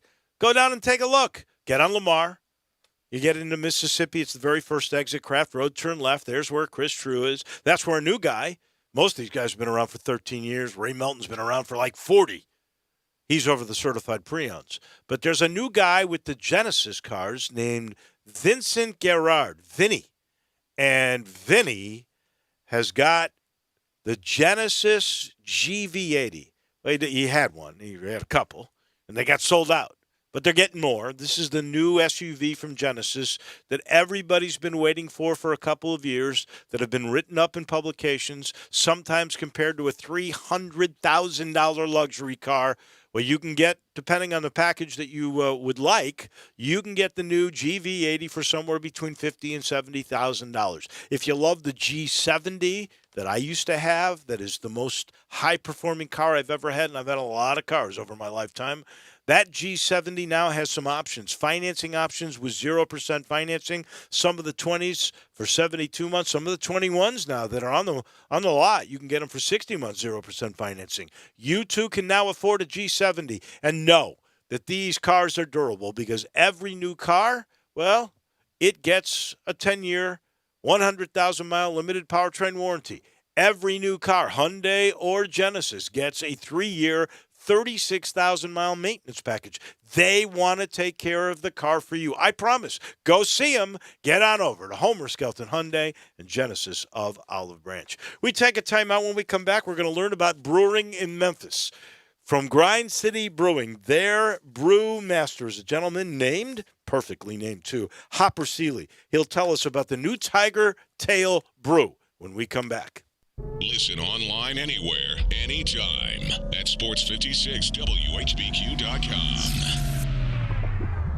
75 months at 3.4%. G4 LHF 129.69 MSRP 17,064. Outlander LZ 042383 MSRP 26,235. PEV LZ 038819 MSRP 38.1. Outlander PEV qualifies for a $5,836 federal tax credit. Consult your tax advisor. Includes all rebates and incentives. PF 695 excludes tax filing license with approved credit. CD for complete details. Offer ends 12/31/2020. Dealer stock only. Where can you find 0% APR for 60 months, plus up to $1,000 cash back on 2020 crossovers, plus $500 holiday cash, plus payments at $99 a month? We Gossip at Gossip Mitsubishi on the Pike during the 2020 year-end sales event. 2020 Mitsubishi Mirage G4. Buy for $11,749 or $99 a month. 2020 Outlander, $20,571 or $259 a month. Plus, crossover with 4x4 off-road capabilities with 74 MPG. 2020 Mitsubishi Outlander plug-in hybrid EV, $25,099 or $299 a month. Not leases, you own them. And Mitsubishi's 10-year, 100,000-mile powertrain limited warranty. Get to Gossip Mitsubishi today, 1870 Covington Pike, or shop online at memphismitsubishi.com. If you want it, we got it at Gossett Motor Cars. I'm here with the great Pat Donahue from the Rendezvous Restaurant Shipping Department. Thanks, Brett. We've been shipping our ribs all over the country now for decades from our USDA-inspected shipping kitchen in the Pinch District. We hand-cook our ribs in pits that Mr. Charlie built over charcoal, just like they do at the restaurant. So what comes in a rib box? We could do pork shoulder, we could do ribs, our sauce, seasoning, baked beans, coleslaw. We'll even throw in Pancho's cheese dip with our nacho boxes. We also put a bag of Rendezvous seasoned popcorn, heating instructions, some chef hats, some wet naps, and some other helpful tips from our kitchen. We ship our ribs overnight, exclusively FedEx. And we put them in nice packaging. We don't ever want to use styrofoam, so we use corrugated cardboard, actually 2 boxes that fit nice together, so the ribs get to you, your loved ones, or your clients in a safe, wholesome manner. Rendezvous ribs are perfect for out-of-town clients, customers, loved ones. We also ship ribs for any occasion. Where do we order these great ribs? You can go to www.hogsfly.com or give us a call at 1-888-464-7359. Charlie Burgos' Rendezvous Restaurant in the alley since 1948. Water damage to your home or business can be an absolute nightmare. And the faster you remove the standing water, the faster you can prevent secondary damage. Landmark Construction and Emergency Services specializes in water extraction. They have been a trusted name in the Mid-South for over 20 years. They are a Memphis-based company ready to serve your needs with their 24-hour emergency response. They are always on call and will respond within an hour. They work with most insurance companies and are the official restoration contractor of the Memphis Tigers home team. Landmark Construction and Emergency Services can't prevent disasters in your home and at your business, but their water damage team will certainly respond quickly to minimize and restore the damage. Call 901-452-0390. That's 901-452-0390 or online at landmarkco.org. Now, more of Sports Time on Sports 56 with Wolo and Stats. This hour of Sports Time is brought to you by Homer Skelton Hyundai. Here once again are Dave Ocean and Brett Noseworthy. Strapped against my back. Welcome back in. Just got a little Christmas present. See this snazzy? Looks nice. Yeah, it's great. Tiger color. How about that? Not bad. Thank you, Rhonda. We appreciate that. Truly do. We are so excited. There is a brand new product that is on the market that I truly, and I'm not making this up. I tried it last night, and I told you, I'd be, this is not. I'm not just saying this because they are a new sponsor. This stuff is absolutely incredible. It's called Tiger Tail. It is from Grind City Brewing Company. That's the new company that is in Uptown. And we happen to have the master brewer, Hopper Seeley, with us. First off, Hopper, thank you for being on the show with us. I know a lot of people are excited just about Grind City Brewing Company. I, in particular, am excited about Tiger Tail on a lot of different fronts. But I have to ask you, was your mother and father, were they prophets when they named you Hopper, or is that a nickname? I get that one quite a bit. So actually, a little background on that one. My parents were big Chipper Jones fans in the 90s, and that's when I was born. And they were hoping that I was going to be a baseball star or a football star. Okay. Hopper Seeley. So it's actually a nickname on my middle name. Which my full name's William Hopping Seeley V. So they named me Hopper for that. And when sports failed, it really just transitioned perfectly into making beer.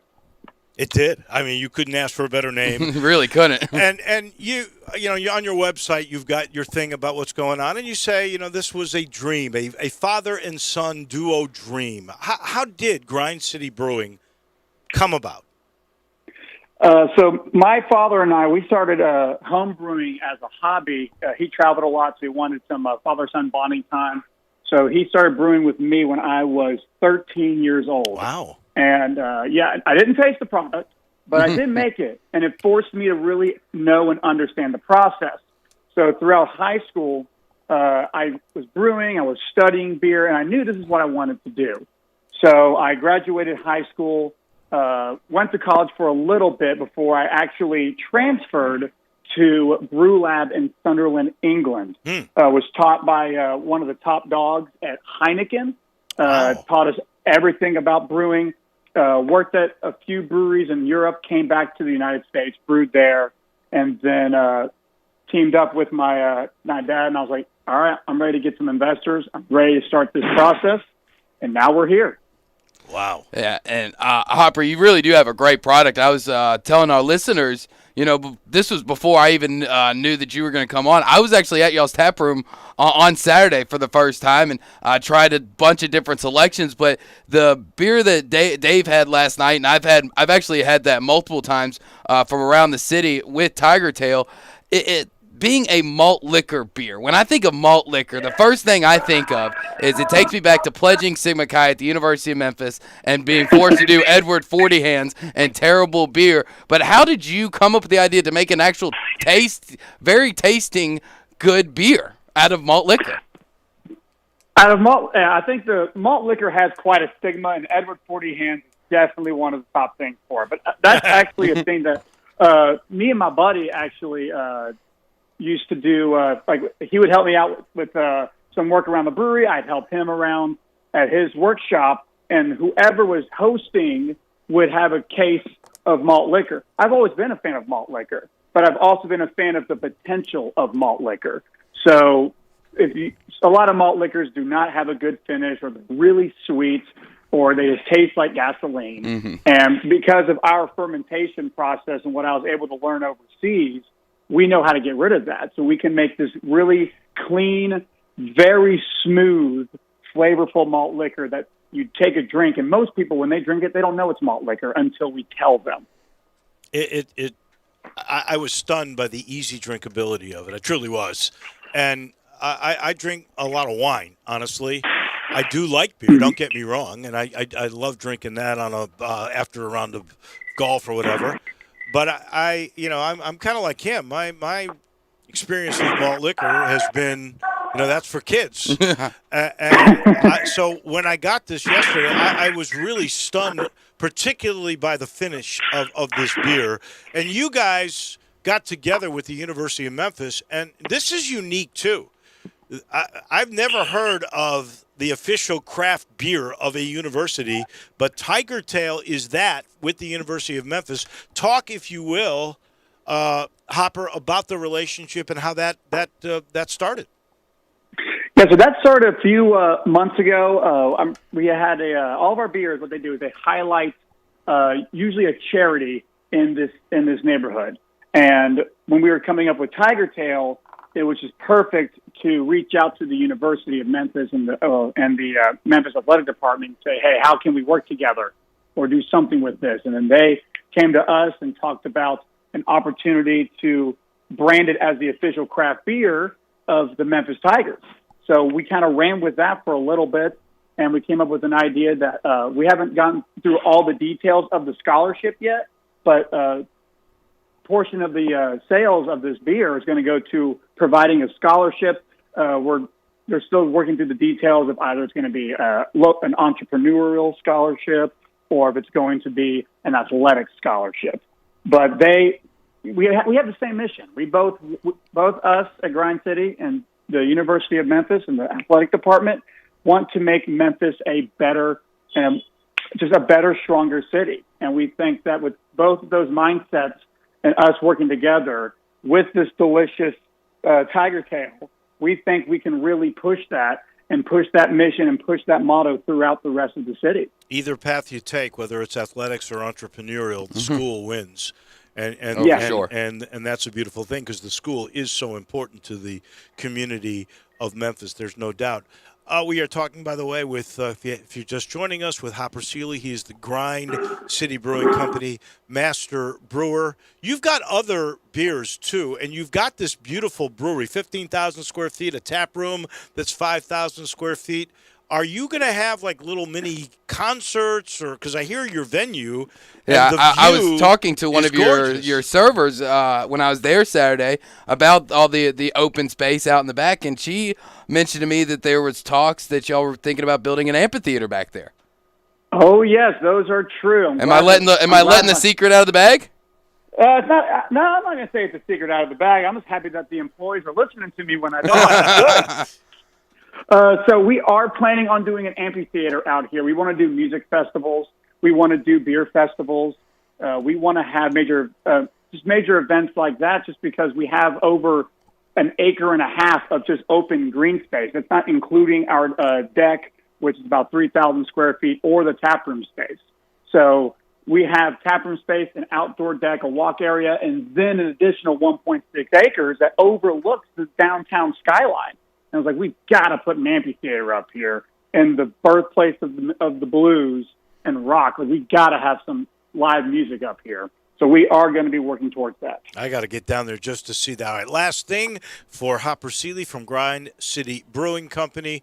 You made the decision, and I'm curious as to how you got to this. You are selling Tiger Tail in 16-ounce six-packs, and there's a little more kick to this malt liquor. This has 7.5% alcohol in each can. What went into those decisions?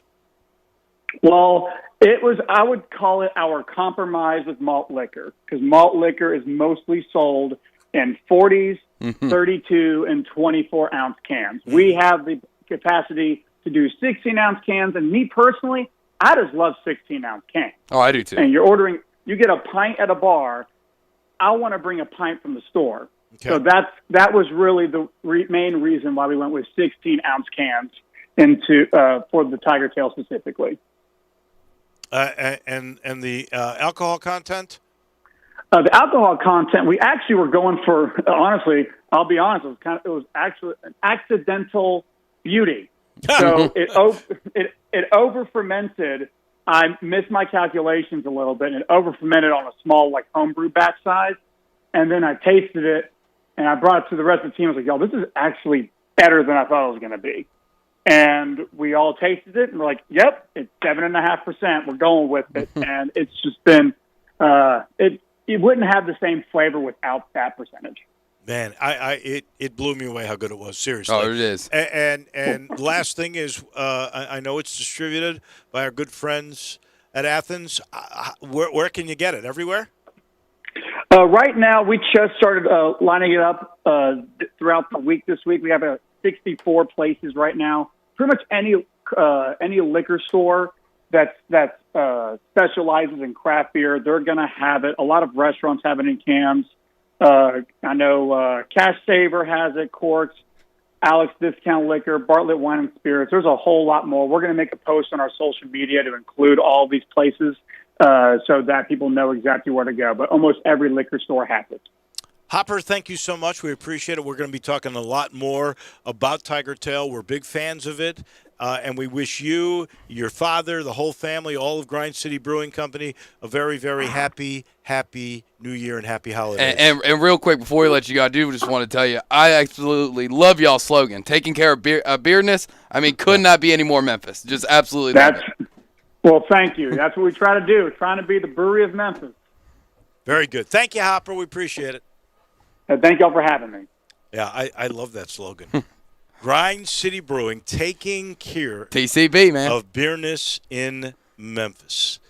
We are a little bit late for a break. We'll do that. We'll come back and we will put a wrap on hour number 2. Cruising along on the Friday before Christmas on Sports Time on Sports 56. Sports 56 mornings with Peter Edmiston and Anthony Zane. Weekday mornings from 7 till 10 on Sports 56, 98.5, and 96.1.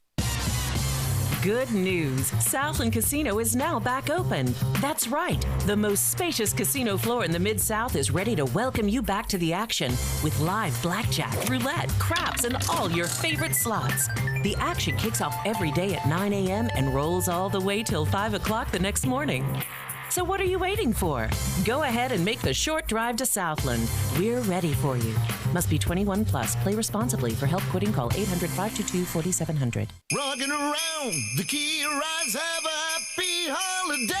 That's right, Mid-South. Gossett Kia on the Pike is rocking away at the Kia Holiday Sales Event. Command the season. And gift wrapping is available on your 2020 Kia Forte $142 a month lease. 2021 Kia Soul $148 a month lease. Plus 2021 Kia K5 $192 a month lease. All just 36 months, $3149 due at signing. So get them what they really want this season, a new ride from Gossett Kia 1900 Covington Pike. Or shop 24/7 at KiaCovingtonPike.com. Ask Ask for Bobby J. He'll put you in a new Kia today. If you want it, we got it at Gossett Motor Cars. All 36-month leases, $31.49 due at signing, 0 security deposit, $650 acquisition fee, 10,000 miles per year, 20 cents excess mileage, Forte ME 29910, MSRP 20,625. Sold M7755 682, MSRP 20,315, K5 MG 003199, MSRP 25,725. Includes all manufacturer rebates and incentives, PF 695. Excludes tax title and license with approved credit. Warranty is a limited powertrain warranty. See Kia.com or retailer for details. Offer valid through 12/31/20. Dealer stock only.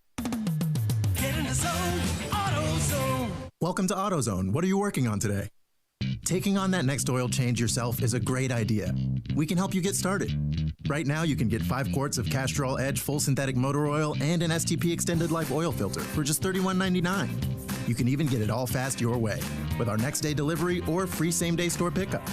Getting the job done just got easier. Restrictions and details at AutoZone.com. Get in the zone, AutoZone.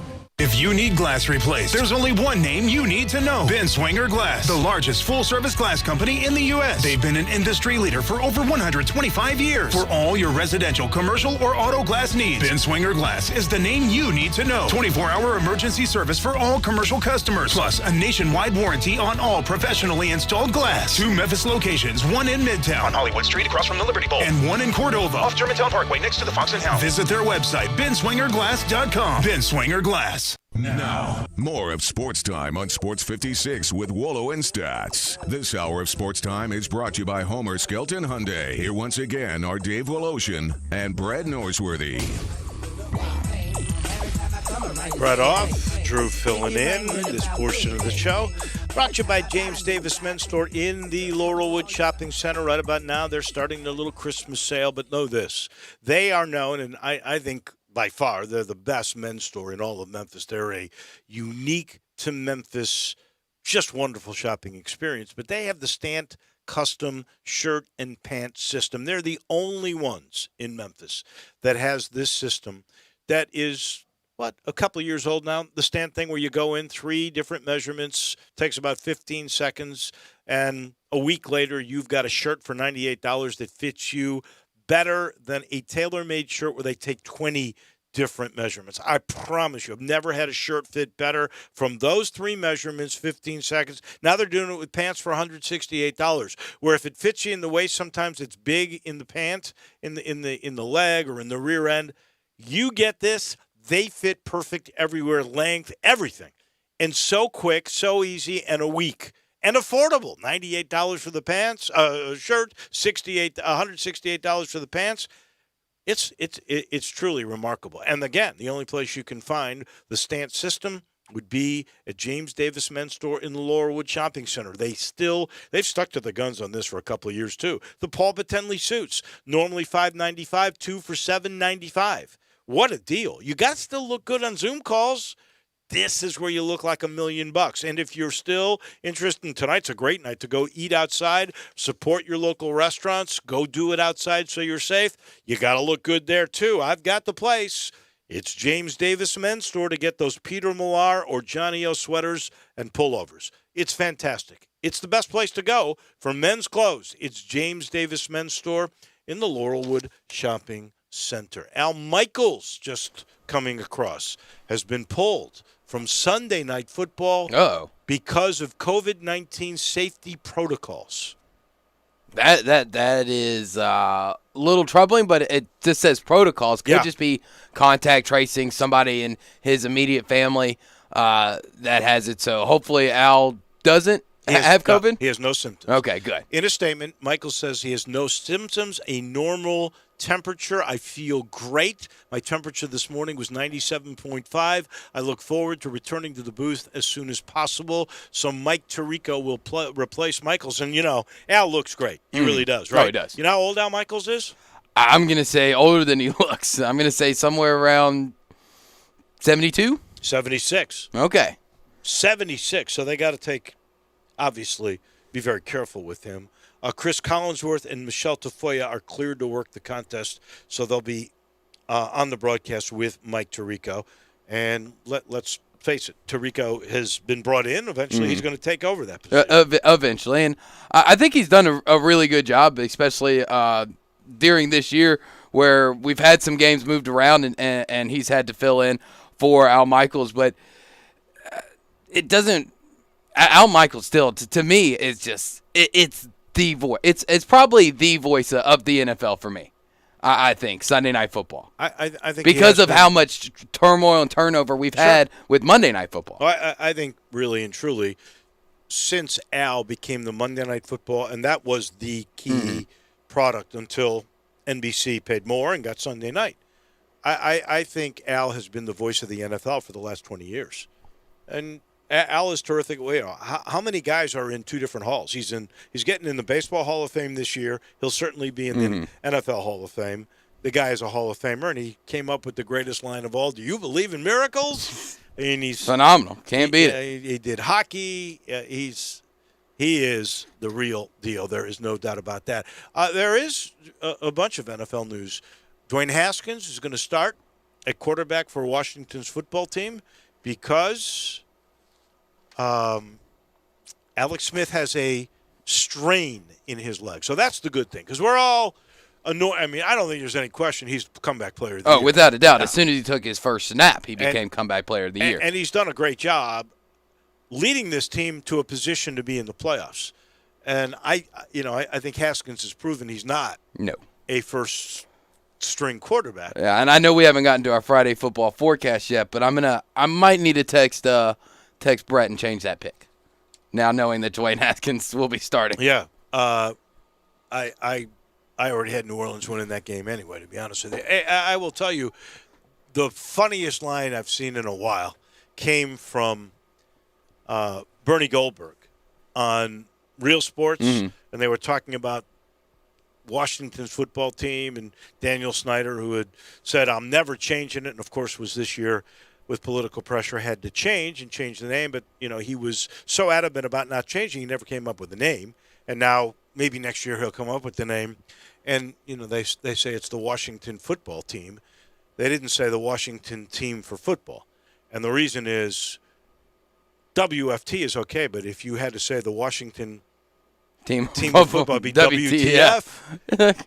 Don't really want that associated with your team. Exactly. So that was pretty smart of them.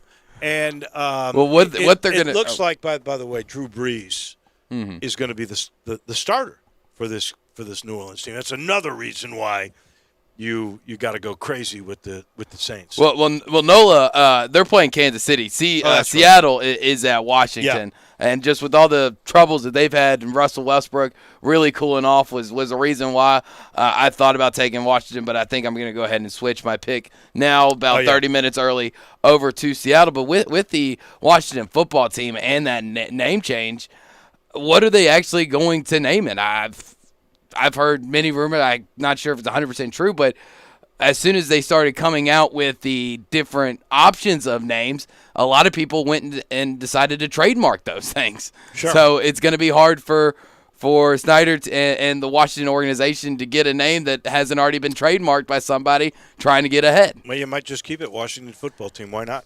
I mean, it works. It does. WFT.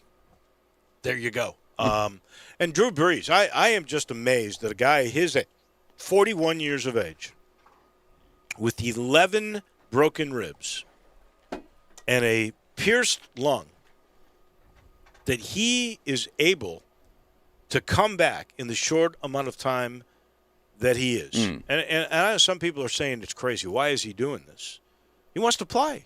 And this could be his last year. And I don't believe that the doctors in New Orleans would allow him to play if he could damage it any further. I'm sure there'll be a flak jacket on.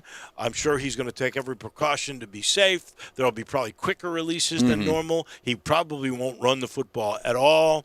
But I don't think if they thought there was any real danger of him becoming more injured that they would let him play. I don't think they would either. And plus, the way that Taysom Hill has really commanded this offense, not just with his legs, but through the air the last couple of weeks, I think while Drew Brees is going to get the start, we're going to see Taysom Hill, I think, in the backfield at least 25 to 30% of the snaps just to keep Drew healthy, to keep him off the field when they can afford it, to have him in the playoffs. Because let's face it, they're already set in stone in the playoffs. There's really no need to risk it just to try to move up one spot. Yeah, I know there's only one bye this year, but let's face it, there's no need to really risk it just for 1 week off. And one last note, San Francisco, with all the problems in Santa Clara County, they are not coming back home. The Niners will finish the year in Arizona. Wow.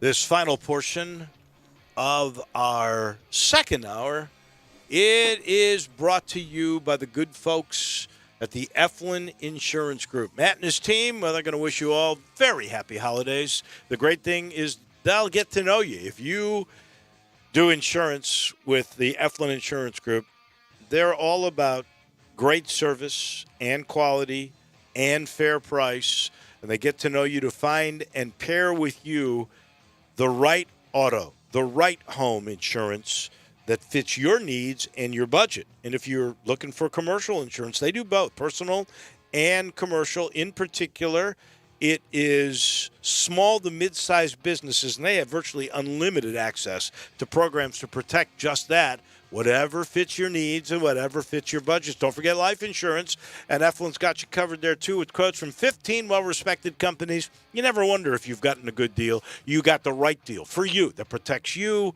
and fits your needs and your budget. All you got to do is call 901-386-GER. That's 901-386-4777. They're proud supporters of the Tigers, thus the GER. Again, that number. And Grant, Andrew, and Heath are standing by. 901-386-4777 for a free quote today from the Eflin Insurance Group. 2 hours in the books.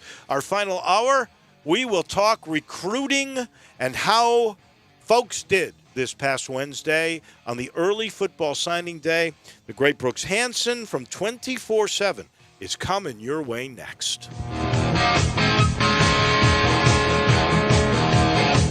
Swing into Edwin Watts Golf Shops this holiday season for the hottest gifts from TaylorMade. The Sim Shape in Motion series featuring the Sim, Sim Max, and Sim Max D-type families. Find increased speed and distance with Sim.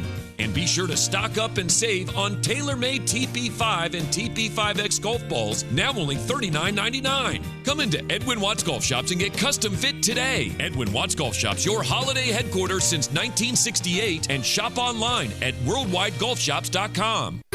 Looking for gifts for DIYers? A new year and new projects are just around the corner, so shop Lowe's for tools the pros use. Right now, save big on over 200 powerful DeWalt 20-volt max tools. And pick up an extra 2-pack of 20-volt max 3-amp-hour batteries that was $149 and is now $99. Shop in store, home on our app, and Lowe's.com, and pick up curbside for contactless service. While supplies last, valid through February 3rd, 2021. U.S. only.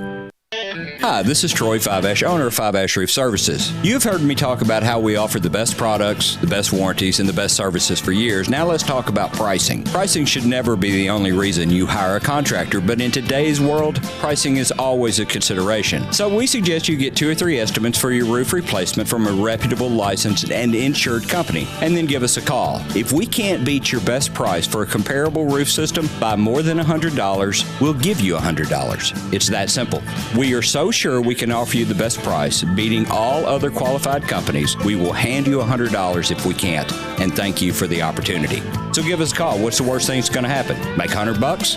Five-Ash Roof Services, a proud supporter of Tiger Athletics and the official roofer of the Tigers home team. Five-Ash Roof Services, fair, honest, and ethical. 367-0050 or memphisroofer.com. Five-Ash Roofing, it's what we do. We're here for you.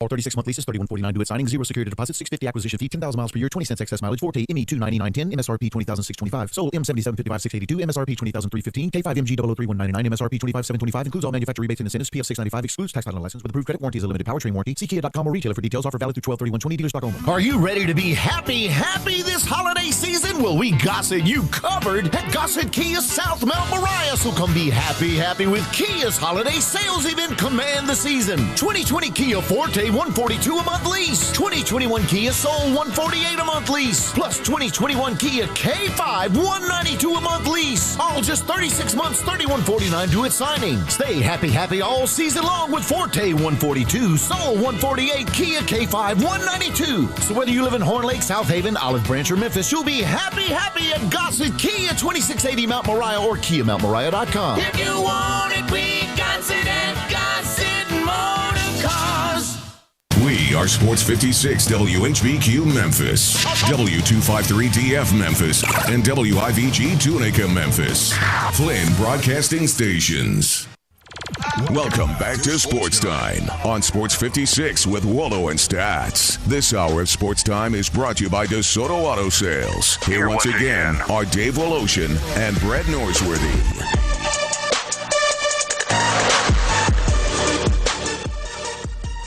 No one does football like FanDuel Sportsbook. And all season long, FanDuel's been bringing exclusive offers for the best games for the weekly slate. This Sunday is something you don't want to miss. Right now, new users can bet $10 to win $150 on either the Chiefs or the Saints. You heard that right. You can bet $10 to win $150 on either team. You got to go with Patrick Mahomes in this, don't you? And with FanDuel Sportsbook, incredible odds promotions are just the beginning. Their simple app, very easy to use. They've got great odds on all different betting markets, unique, fun bet types like same-game parlays and exclusive, always-on promotions such as enhanced odds, odds boosts on the biggest events, and bet insurance to let you get more action out of every game. So if you've never tried FanDuel Sportsbook, it's time to get off the sidelines and bet with FanDuel. Download the FanDuel Sportsbook app today and use promo code CASH to make your first deposit to claim your exclusive odds boost. Bet $10 to win $150 on either team to win this heavyweight matchup. That's promo code CASH. Must be 21 or older and present in Tennessee. Site credit is non-withdrawable and expires 14 days after receipt. Terms apply. See sportsbook.fanduel.com for details. For problem gambling support, call 1-800-889-9789. Our 5 o'clock hour brought to you every day by DeSoto Auto Sales down on Goodman Road at 5704 Goodman Road. Come on down to DeSoto County and have that town and country experience with DeSoto Auto Sales. Go online, check out the many happy referrals at DeSotoAutosales.com. All the cars test driven, all checked out, bumper to bumper, unlimited inventory, every make, every model. If it's not on the lot, they'll go out and find it for you at DeSoto Auto Sales, where you're treated like family by kind, courteous employees, laid-back atmosphere, no high-pressure sales, laid-back atmosphere, and they care about your time, and they want you to have the ultimate car experience. They know we're living in a world today that time really matters. You can test drive your car, credit approved, paperwork completed, and you're gone in 45 minutes or less at DeSoto Auto Sales. And time to do it during your busy lunch hour or right after work every single day. At 5704 Goodman Road, 662-890-7184. Come on down for that town and country experience to DeSoto Auto Sales on Goodman Road. Welcome back on this Friday, the Friday before Christmas. We are really looking forward to the holidays next weekend. We're looking forward to the Tigers down in the great city of Montgomery, Alabama, the very first ever Montgomery Bowl, which was supposed to, of course, be the Fenway Bowl, but that's what happens this crazy year. You make the best of what's ever happening in bad news today, and we pass it along before we really get into our subject to start this third and final hour. Memphis in May Festival canceled today, and the council is going to have a meeting on Monday, and that's what happens when you had 23 deaths in the last 24 hours, 111 in this month with 13 days still to go, 625 new COVID cases today. The council on Monday will mull over a decision on whether or not to put out a safer at home order for the Christmas holidays. In other words, they would be closing essential businesses, and there would be a curfew that would be reinstated like there was for a little while ago, when we were in dire straits. And apparently the council, and Jeff Warren, the city councilman, who's a doctor, is also pushing hard for all of this, and they'll make their decision on Monday. Yeah, and I regardless of how the decision goes, I do think that there needs to be some type of change. The numbers are just too high at this point, so we got to be safe. We're down the final stretch. We can see the light at the end of the tunnel. We know where the finish line is. Needles are in shoulders. That's right. Let's just hang on. We just got to hang on, people. We can do this. We've done it for almost a full year now. A few more months isn't going to kill us. Almost a full year, and life has gone on. A football season has played. There's going to be a bowl game. Memphis got 10 games in, and the early signing period happened again. And we always love talking to the excellent Brooks Hanson from 24/7. He's been in the recruiting game a long, long time. And you know what? It doesn't matter. Some things still say the same no matter what, and that is Alabama, Ohio State. They were 1-2 in the 24/7 class rankings. Good afternoon. Thank you for joining us, Brooks. Oh, thanks for having me. I appreciate you guys. Tremendous signing class for Ryan Silverfield and staff. So finished as of right now. Looks like Memphis is holding strong inside the top 50. They're at number 48 overall. But, yeah, you're right. The typical top 10s are still there, hanging on to the top 10 of the recruiting rankings. But Ryan Silverfield made some noise for Memphis this year. He did, 48. So they may have surpassed SMU because I think that is correct. Since he was 44, the last I looked, and Memphis. You know, Brooks, as you look at that number at 48, how many commitments are there for that? Because Ryan Silverfield told me there would be more surprises in the February signing period that would boost this class. Well, right now they've got 15 in the class, and I expect that number to grow quite a bit. Now, it could be a mix. You know, you're talking about 25, possibly more. But the numbers are different this year. People forget that this year is essentially a throwaway year. So you've got some seniors that can and will come back next year. The interesting part about that most people don't know is that if a senior who's on the team this year returns next year, he does not count against the max number of scholarships next year. It essentially goes into a pool of its own. So Memphis can still get up to the max and take those guys that return for an extra year of eligibility out of that pot. Memphis can take grad transfers with the one-time transfer rule passing from the NCAA. So there will be a mix of high school, JUCO, grad transfers, and one-time transfers that want playing time in a new school. Transfer portal guys, yeah. And here's where it does also get a little confusing. You can maybe clarify. Everybody talks about this 1 year. Seniors can come back. But everybody who played this year gets a free year. So if you're a junior, you're still a junior.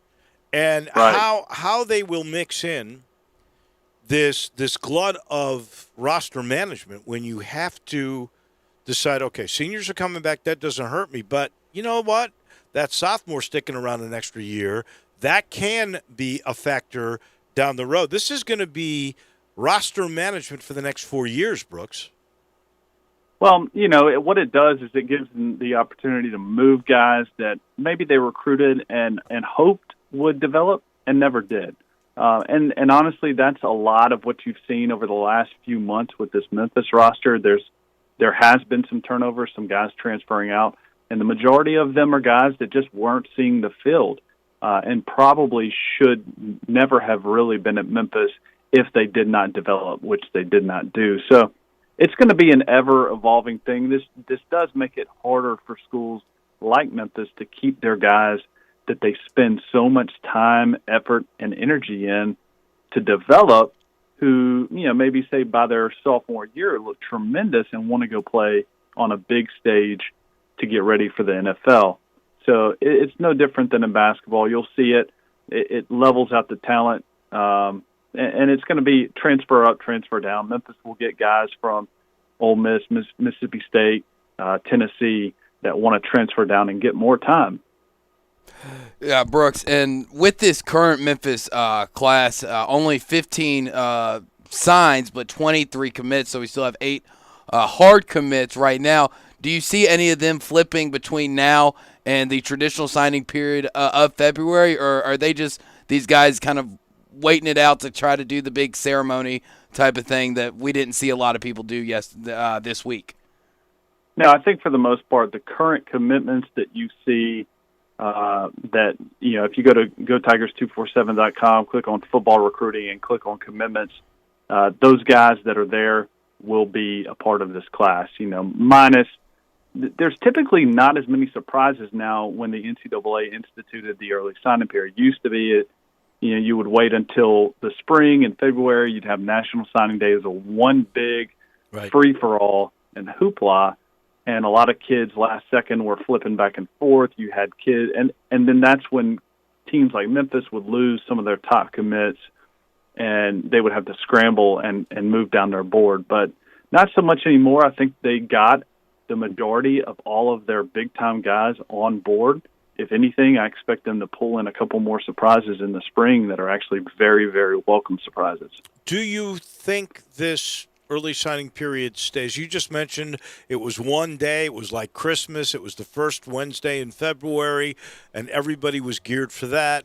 And now, I almost think it comes at the end of the season. There's such a crunch. If you're playing in a championship game, that usually hinders you from your last second recruiting. So it's almost like those that aren't really good get rewarded because they're not bothered. And it has definitely devalued the February period. What is your sense of the future of these two periods?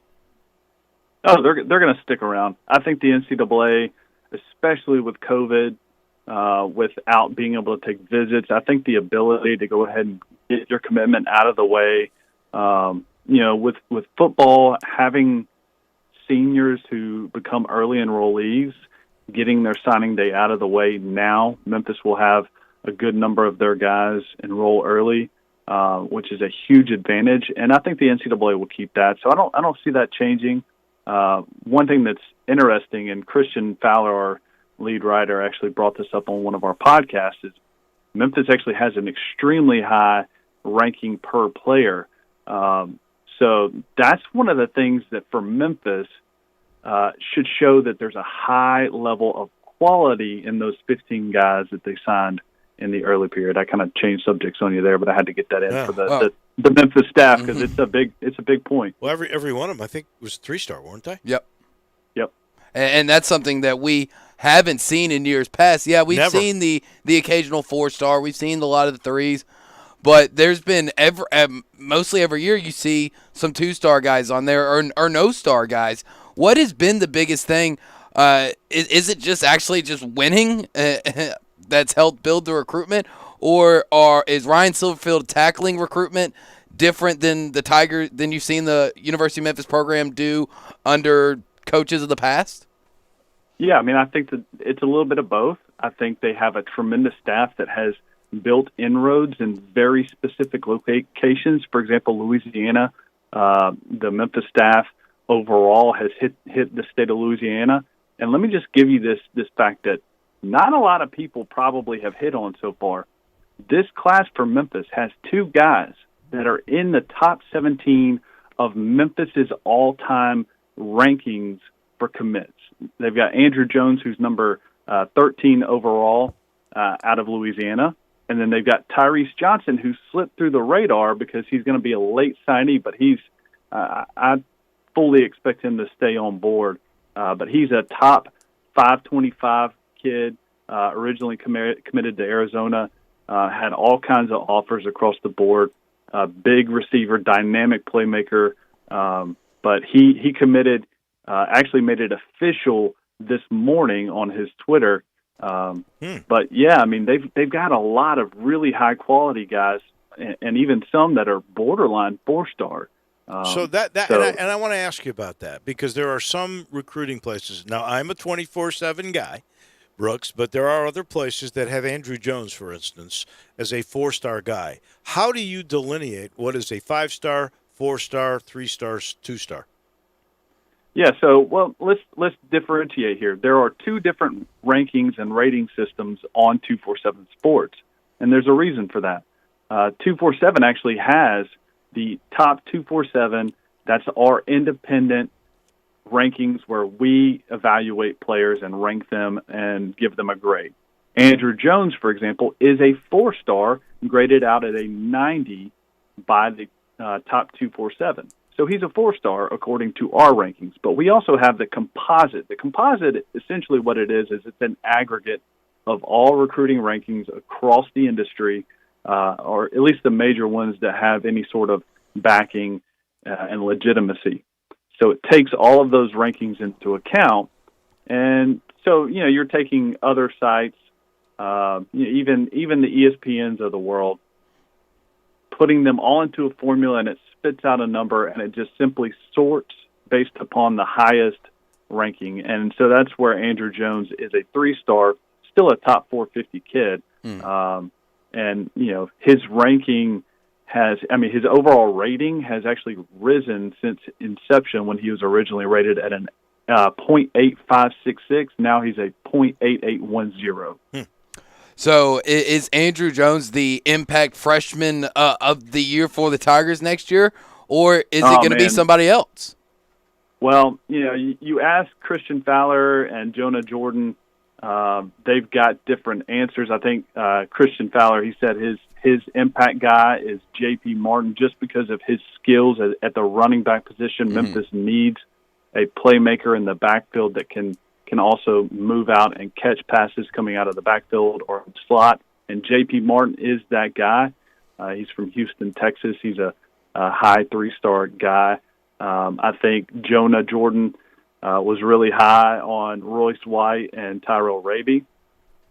But me personally, I love the McKalen Pounders commit. He's a big boy offensive lineman. Now, offensive linemen sometimes take some time, so I'm not saying that he's going to be an impact guy from day one and be a starter. Now, he has a chance, but he's 6'6", 300 pounds. Legitimate SEC size on him from Byhalia, Mississippi.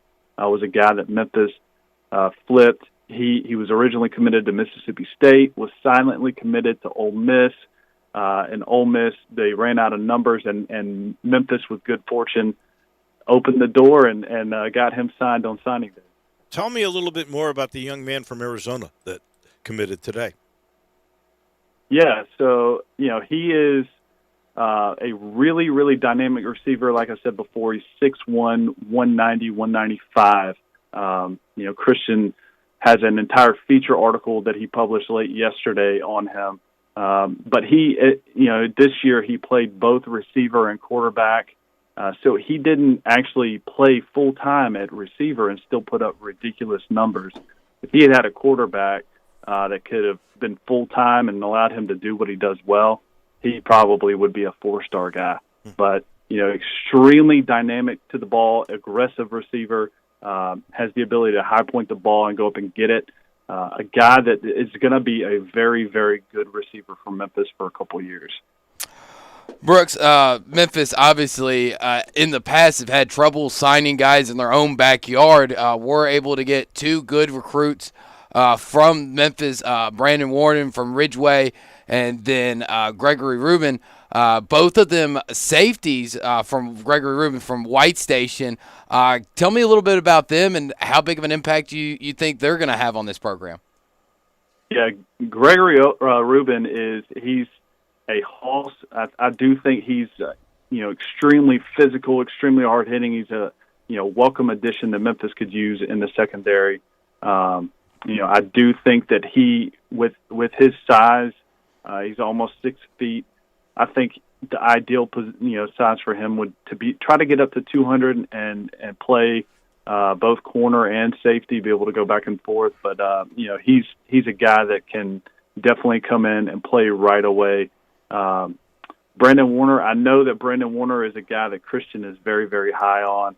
I have not personally seen him play, but he did have a very large offer list from the G5, but even had some ACC offers. So really good local get from Memphis out of Ridgeway. I'm curious, has the American emerged and moved up as a recruiting conference? I can't remember. You have 3 in the top 50 this year. I don't remember that being a regular happenstance. No, I think the success of Memphis, UCF, SMU to some extent, and especially Cincinnati this year, I think that is definitely helping the profile of the American to be able to recruit. It happens in all sports at the Division I level. It happens with college basketball as well. You see, teams from what you would consider the mid-major level do well, and it benefits their entire conference. Memphis, back in its heyday in Conference USA, raised the level of competition for the rest of the conference. Cincinnati benefited from Memphis being good in that span with John Calipari. If we look real quick at the SEC, obviously Alabama was terrific as always. Georgia, LSU, always. But Ole Miss moved up, and they were one of the surprises on the positive. Mississippi State lost some at the last second, 3 of them, in fact. One of them to Ole Miss, one of them to LSU, or maybe a couple to LSU. So they were sort of the losers. They went to 36 here. Auburn might have been the biggest loser, sort of in your neck of the woods or not far, all the way down to 40. And Gus Malzahn, of course, lost his job. Tennessee was doing really well, and they sort of slipped a little bit. Not bad, but some were worried a little bit about Pruitt's job security. What's your overview of the SEC? Well, I'll tell you one thing. The main thing I take away from with that is there was one surprise to me, and maybe I'm misguided in being surprised by this, but man, Arkansas finishing where they did was pretty impressive. They rose 10 spots from last year's recruiting class, and right now they're 20th overall. They got a big time impact wide receiver in Ketron Jackson from Roy City, Texas. That is a high-level receiver in the SEC. And so to me, I was extremely surprised by that. I guess, they'll have to figure out their quarterback situation, but that was my biggest thing. Texas A&M is another one that they did really, really well inside the top 10 right now. But one thing I will say, Dave, is the great thing about 247 Sports is that we have a little bit of everything for everybody. So if you're a Georgia fan, we got a Georgia site. If you're an Ole Miss fan, we got an Ole Miss site. And I think one of the things that makes us at Go Tigers 247 great about what we do is that we specialize. So I don't reach too far into the Georgias of the world. Sure. I don't reach too far into Alabamas. But I can tell you what, man, the level of talent that the SEC is able to pull compared to some of the G5 teams is just absurd, year in and year out. I mean, there's a reason why Alabama is contending for a national title every single year. And you guys at 247 really do an unbelievable job of making it easy for Very all of easy. us to figure out and what's going on. I got to, because I know this is really your bailiwick. I got to ask you about basketball and what you think will end up happening. And is there a point guard out there that Penny might be able to get? Yeah, it's very interesting looking at where Memphis sits right now. And honestly, watching Memphis and even some of the other teams across the country, I think I'm going to change the way that I evaluate some combo guards moving forward. I was very sold on the idea of Damian Ball projecting as a point guard in the long term. I was, I think that Memphis was right in trying to look to the future and project Boogie Ellis as a point guard. But the way that Memphis has struggled with their point guard situation really changes that for me. The interesting thing is, one of your guests earlier brought up R.J. Hampton, and that's just a misnomer that Memphis could have had R.J. Hampton for this year, and he would have helped. He would be gone. R.J. Hampton would have been on campus for Memphis last year. He would be in the NBA this year regardless. He would be irrelevant for Memphis this year. The guys that Memphis recruited to try to get in as point guards this year were guys like Daishen Nix, who committed to UCLA and ended up in the G League. Christian Lander, who reclassified from 2021 to 2020 and went to Indiana and is struggling mightily, averaging 3 points, like 13 minutes a game for Indiana. Devin Askew, who reclassified from 2021 to 2020 and went to Kentucky. And again, struggling mightily. So the point guards, both of those guys, top 30 guys, 5-stars, that are now at their respective schools and struggling. And so looking at it, I don't know that even a point guard that was a part of the 2020 class could have helped Memphis. So the interesting thing now moving forward is, what does Memphis do to evaluate a 2021 point guard? Are they going to scour the grad transfer and transfer market? Are they going to mess with a high school point guard? Because as you can see, young freshman high school point guards, it takes some time. It does. And they've got to be actual legitimate point guards. So there are some guys out there. There are still some top 10 point guards in the 2021 class that Memphis has evaluated. Now, do I think that they go that direction ultimately? No. I think probably the grad transfer route, getting an older, seasoned veteran point guard that can come in and really right the ship from that position is where they'll go. He is Brooks Hansen, 24/7. Christian Fowler also on the Tiger 24/7 site. I can't thank you enough. We appreciate it. Happy holidays to you and your family, and we'll talk sometime down the road. Absolutely. Same to you guys. Thank y'all. Thanks, Brooks. Brooks Hansen. That was outstanding for sure. And Brooks is brought to you in part by Homer. Homer Skelton Hyundai in Olive Branch and Genesis of Olive Branch. And I love talking about these guys because I truly believe they have raised the bar with which the way car business should be done. They do. You start now with the Genesis aspect of the business. They will bring the car to you, not just for you to buy it, for you to test drive it. You want to take a look at that new SUV? They'll bring it to you when they got them on. You know, they had a couple last week. They sold out of them. There's a second drop coming. Maybe today. They didn't have it as of yesterday. Maybe today. Patience is the thing we have all learned from this pandemic. But this car, it's worth waiting for. That SUV, they call it the GV80, it's been 2 years in the making, and they perfected it, and now you can't keep them because everybody wants one. It's been likened in some automobile publications to a $300,000 luxury car, and with the packages they have at Genesis of Olive Branch, you're talking $50,000 to $70,000. What a deal. You really got to see it to believe it. Of course, the technology in all these Hyundais and all these Genesis cars, it's just outstanding. That's why you get a powertrain limited lifetime warranty with every new car. And now they're giving you a 3-year, 36,000-mile package of maintenance for free because they want to take care of you. And you know what? You might end up being a certified pre-owned car. And they're the number one certified pre-owned car dealership in Memphis the last 13 years. That's Ray Melton's department. They just do everything the right way, pricing it right, and so many great things with all their warranties and everything else. Please go see it to believe it. Just get on Lamar. You'll appreciate it when you get there. Turn left at the very first exit, Mississippi Craft Road. You'll have arrived at the way car business should be done. You will have arrived at Homer Skelton Hyundai and Genesis of Olive Branch. We take a break. When we come back, it's time for Friday Football Forecast, brought to you by First National Bank and Trust. That is next.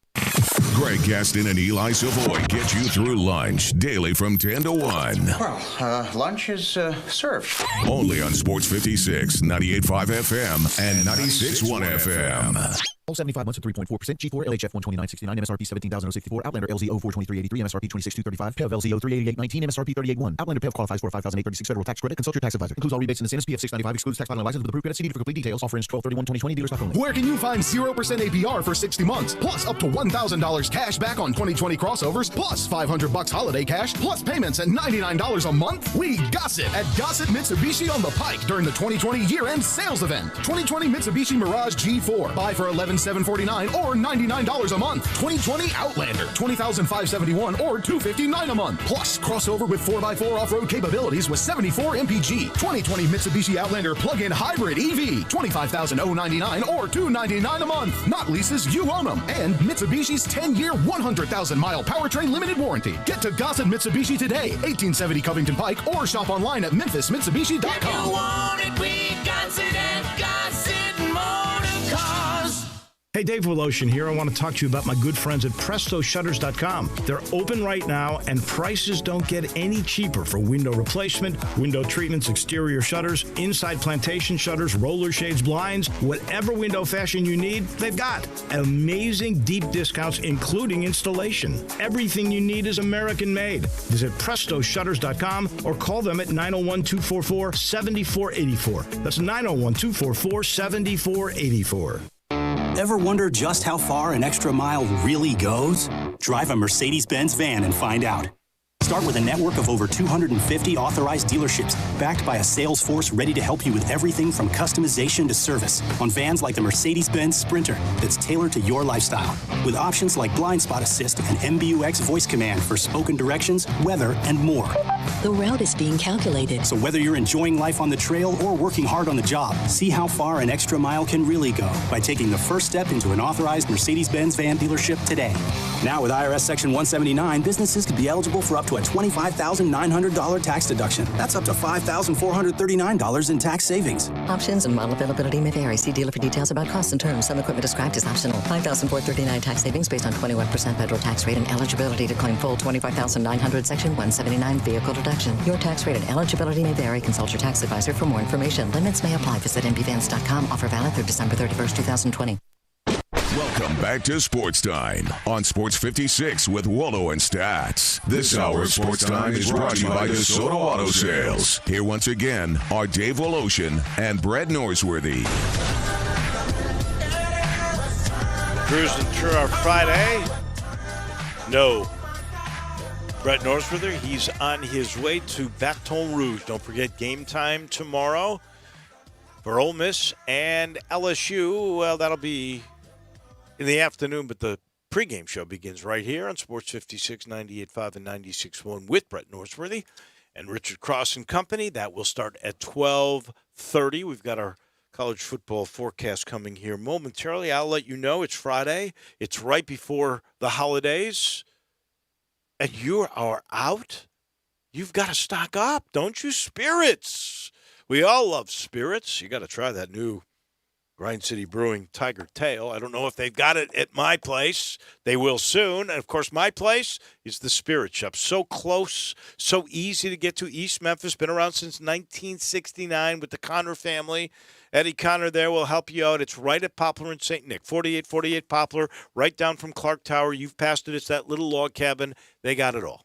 They got everything you could use. They do have beer. They sell beer there. They sell everything you could possibly want. High-end wines and bourbons and vodkas or middle ground or bargains or like wines. You'll get educated. Eddie will tell you this wine right now is a bargain. It's going to be very expensive in 4 years.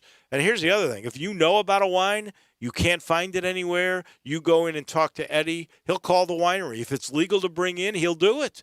They take care of you at the Spirit Shop. So with the holidays here, I'd go stock up. They make it easy. Honestly, they got masks on. It's tight in there. So if you want to pull up to the curb and ask for it, they'll do that too. They do it the right way at the Spirit Shop.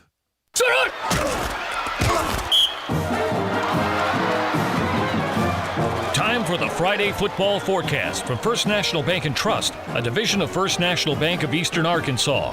For real estate, commercial, ag, hunting, and recreational, contact them at fnbt.com or 901-498-5763. Friday football forecast from First National Bank and Trust, a division of First National Bank of Eastern Arkansas. Real estate isn't something you purchase or develop or desire. It's something you appreciate, respect, and know. With real estate, there's no gray area. You either know it or you don't. First National Bank and Trust, a division of First National Bank of Eastern Arkansas, they've known it since their beginning in 1886. Clients depend on First National Bank because they know real estate. Brooks Winchester, Nick Sutton, and many more can assist you in your acquisition of that hunting land, farmland, a construction project. Let First National Bank and Trust make your dreams a reality. 775 Ridge Lake Boulevard, Suite 140 in Memphis, 901-498-5763 or fnbtmemphis.com. That's fnbtmemphis.com. For commercial real estate, residential construction, or recreational and agriculture financing, let First National Bank and Trust help you, a division of First National Bank of Eastern Arkansas, where I've had an account and been a friend my entire life. It is time for us to make our picks. This race very close. Brett and I back and forth. I think I have a slight lead at the moment. You're not totally dormied, are you? Not. I think with our plus minus with our shocks and our locks, I'm pretty much out of it. I think I just got into the black last week. I'm now at 3 points, but I believe both of y'all are in the 20s. So I'm out of time, I think. You better be perfect is what we got to say. All right, we got college football we will begin with, and we'll start with the Ohio State-Northwestern game. So this is the championship of the Big Ten, and Northwestern does play really good defense. There was a period of time here, and let's face it, the Big Ten is really not any kind of juggernaut. No. Only 4 teams that are over 500 in the league. Ohio State, Northwestern, Indiana, and Iowa. They're the only 4. I think one other team is at 500 now. I can't remember which one it is. Maybe it's Maryland. Maryland's close. Maybe. But I'd have to look. It is not the usual Big Ten. Let's put it that way. And I think most people know that. And for that reason, I think Ohio State has to absolutely destroy Northwestern. The line is 20.5. It's the biggest of all. And I know Bruce Marshall thought Northwestern would keep it respectable. I don't think so. I think Ryan Day is going to really try to run it up to ensure that the committee will say, hey, look at how good they are. They beat the second-best team in the Big Ten by 30 points. I think they're going to try to do everything they can to do that. That's why I like Ohio State to win and to cover. I'm with you. I'm going to take Ohio State to win and to cover. Nothing against Pat Fitzgerald and that Northwestern team. Obviously having a great year, 6-1. A lot better than most people, including myself, thought that Northwestern program was going to be this year. But Ohio State's running out of time to really put an exclamation point, to put a good win on the board to show them that, hey, yeah, we are only going to play 6 games this year, but 6 games is enough to show that we are one of the top 4 teams. And to do that, they've not only got to win, they've got to dominate. So I'm going to be with you on Ohio State. Brett's going Ohio State, so we got a show sweep. And by the way, the team that's 500 is Minnesota. They're 3-3. Maryland's 2-3. Okay. Oklahoma, Iowa State. That is the championship for the Big 12. Oklahoma is the favorite. They are a 5.5-point favorite. How do you see that one? This is one that I really don't like the way I'm going. But I've got to figure out a way to catch ground. And when everybody says zig this week, and everybody has said zig on Iowa State, that they beat them the first time, pretty good win the first time in the regular season against Oklahoma, that it's just going to be another repeat. I'm going to take Lincoln Riley. I'm going to take OU. I'm going to take Spencer Rattler. I'm going to take them minus the 5.5. They need some type of confidence builder to end a kind of disappointing season. So I'm taking OU, and actually, so is Brett. He's taking Boomer Sooner as well. Okay, well, I'm going to go the opposite way on both you. I think Oklahoma's had a disappointing year because Oklahoma's disappointing. I don't think they're very good. And I think Iowa State's okay. I don't think they're a great team by any means. I don't think they're 6th in the country, but I don't either. But I think they're better than Oklahoma, and you're giving me 5.5 points. I will take Iowa State in that game. Clemson, Notre Dame, and everybody's got a Clemson team favored, and they've got them favored big, 10.5. I don't understand that line. I know Trevor Lawrence is coming back, but the last time Notre Dame won the game because Clemson's defense was terrible. They don't have anybody new coming in. Their quarterback is coming back, but nobody new on defense. I do think Clemson will win this game, and I think it'll be really close. But I'm getting 10.5 points. I am taking Notre Dame. I'm with you. I'm going to take Notre Dame. So is Brett. I don't know if Brett thinks that it's an all outright win, wrong team favored. I think Clemson wins. I think Trevor Lawrence is definitely better than DJU. Their backup that played in the first game against Notre Dame that went into overtime. But Notre Dame's just too good. Ian Book is just too good of a game manager to let that thing get away. So Clemson wins in my book, but Notre Dame definitely covers. Okay. The American Championship. Cincinnati giving away 14.5 points on Tulsa.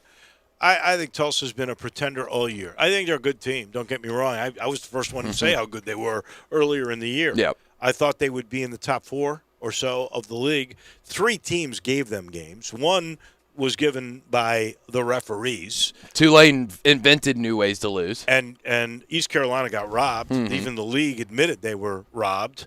So I think Cincinnati is one of the great teams that the league has had. The UCF team that went undefeated, Memphis last year, and this year's Cincinnati team. Those are probably the three best teams the league has ever had. And I think you can throw in that 14-15 Houston team as well. I think you can throw them into the conversation as well. I'll be happy to do that. But this is definitely one of the top four. Tulsa's not in their league. No. I think Cincinnati is really going to destroy them. I think so as well, even though Bruce, earlier in the show, he thinks Cincinnati's only going to win by 28-24. Cincy is just too good, especially on that defense. And like you said, Tulsa, they've gotten really lucky. And I know they were due for how much bad luck they had last year, but their luck has run out. Cincy wins by at least 3 touchdowns in my book. Brett is also taking Cincy, so another show sweep. Wow, we have 1, 2, 3, 4. 4. Oh, no. I'm sorry. I took Iowa State. Yeah. Otherwise, we have 3. All right. Alabama, Florida, 17.5 points. That's nothing for Alabama. They beat everybody by 30 or 40. What did they beat Arkansas? 52-3? Yes. Now, Florida's better than Arkansas, but you're only giving away 17.5. Bama all the way. I'm with you. I'm going to take Bama. They've just been too good and just have absolutely ran everybody out of the building.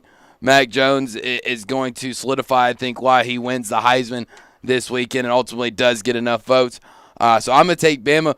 I did not notice when Brett gave me his sheet yesterday that he didn't have this game on his sheet. I'm just going to guess Brett's taking Bama. I bet he would, too. I'd be shocked if he did not. My lock is Marshall, minus 5.5 against UAB. That one's easy. And I've got as my shock Tennessee getting 14.5 at home against an A&M team. A&M's going to win a game, but they're not going to cover 14.5 in Knoxville. I like Tennessee. I'll start with Brett's locks and shocks. For his lock, he's going to take Ole Miss minus the 2.5 down in Baton Rouge against the LSU Tigers. His shocks, he's also going with UT plus the 14.5 against LSU or against Texas A&M. My fault. For my lock, and originally when I gave Brett my picks yesterday, I had Coastal Carolina minus 3.5 against Ooh La La. Obviously, that game has been canceled. So luckily enough for you, when Brett asked me this morning for a new lock, your line of Marshall minus 3.5 versus UAB had actually gone down. So we both now get Marshall at minus 3.5. So you're doing minus 3.5? We get them. Yes, we got 2 points. So we only have to win by 4 now for Marshall. 3.5. So you're the same as I am. What's your shock? My shock, Bruce has been high on this team a couple times this year. I think the luck's gonna continue for him. I'm gonna go San Jose State plus the 6.5 at home against Boise State. Okay, San Jose plus 6.5. Real quick, Monday it'll be on. Well, we're on, so we got to do it now. App State minus 19.5 against North Texas. Give me App State. Brett's also going to take App State. I'm going to go the opposite. I think 19.5 is just too many points. App State probably wins about 17. Give me the Mean Green. All right. And now in the NFL, Seattle minus 5.5 against Washington. There's no Alex Smith. I'm not. I was even when Smith was playing and Dwayne Haskins wasn't in. I was taking Seattle, so I'm definitely taking Seattle. Brett's going to take Seattle. I have now going to switch my pick to Seattle. Dwayne Haskins is just a train wreck. It hasn't worked out for him in Washington, where we now see if you have a game manager and actual quarterback back there, you can win some ball games. You've got talent. It's just getting the ball to them and managing the game right. Dwayne Haskins.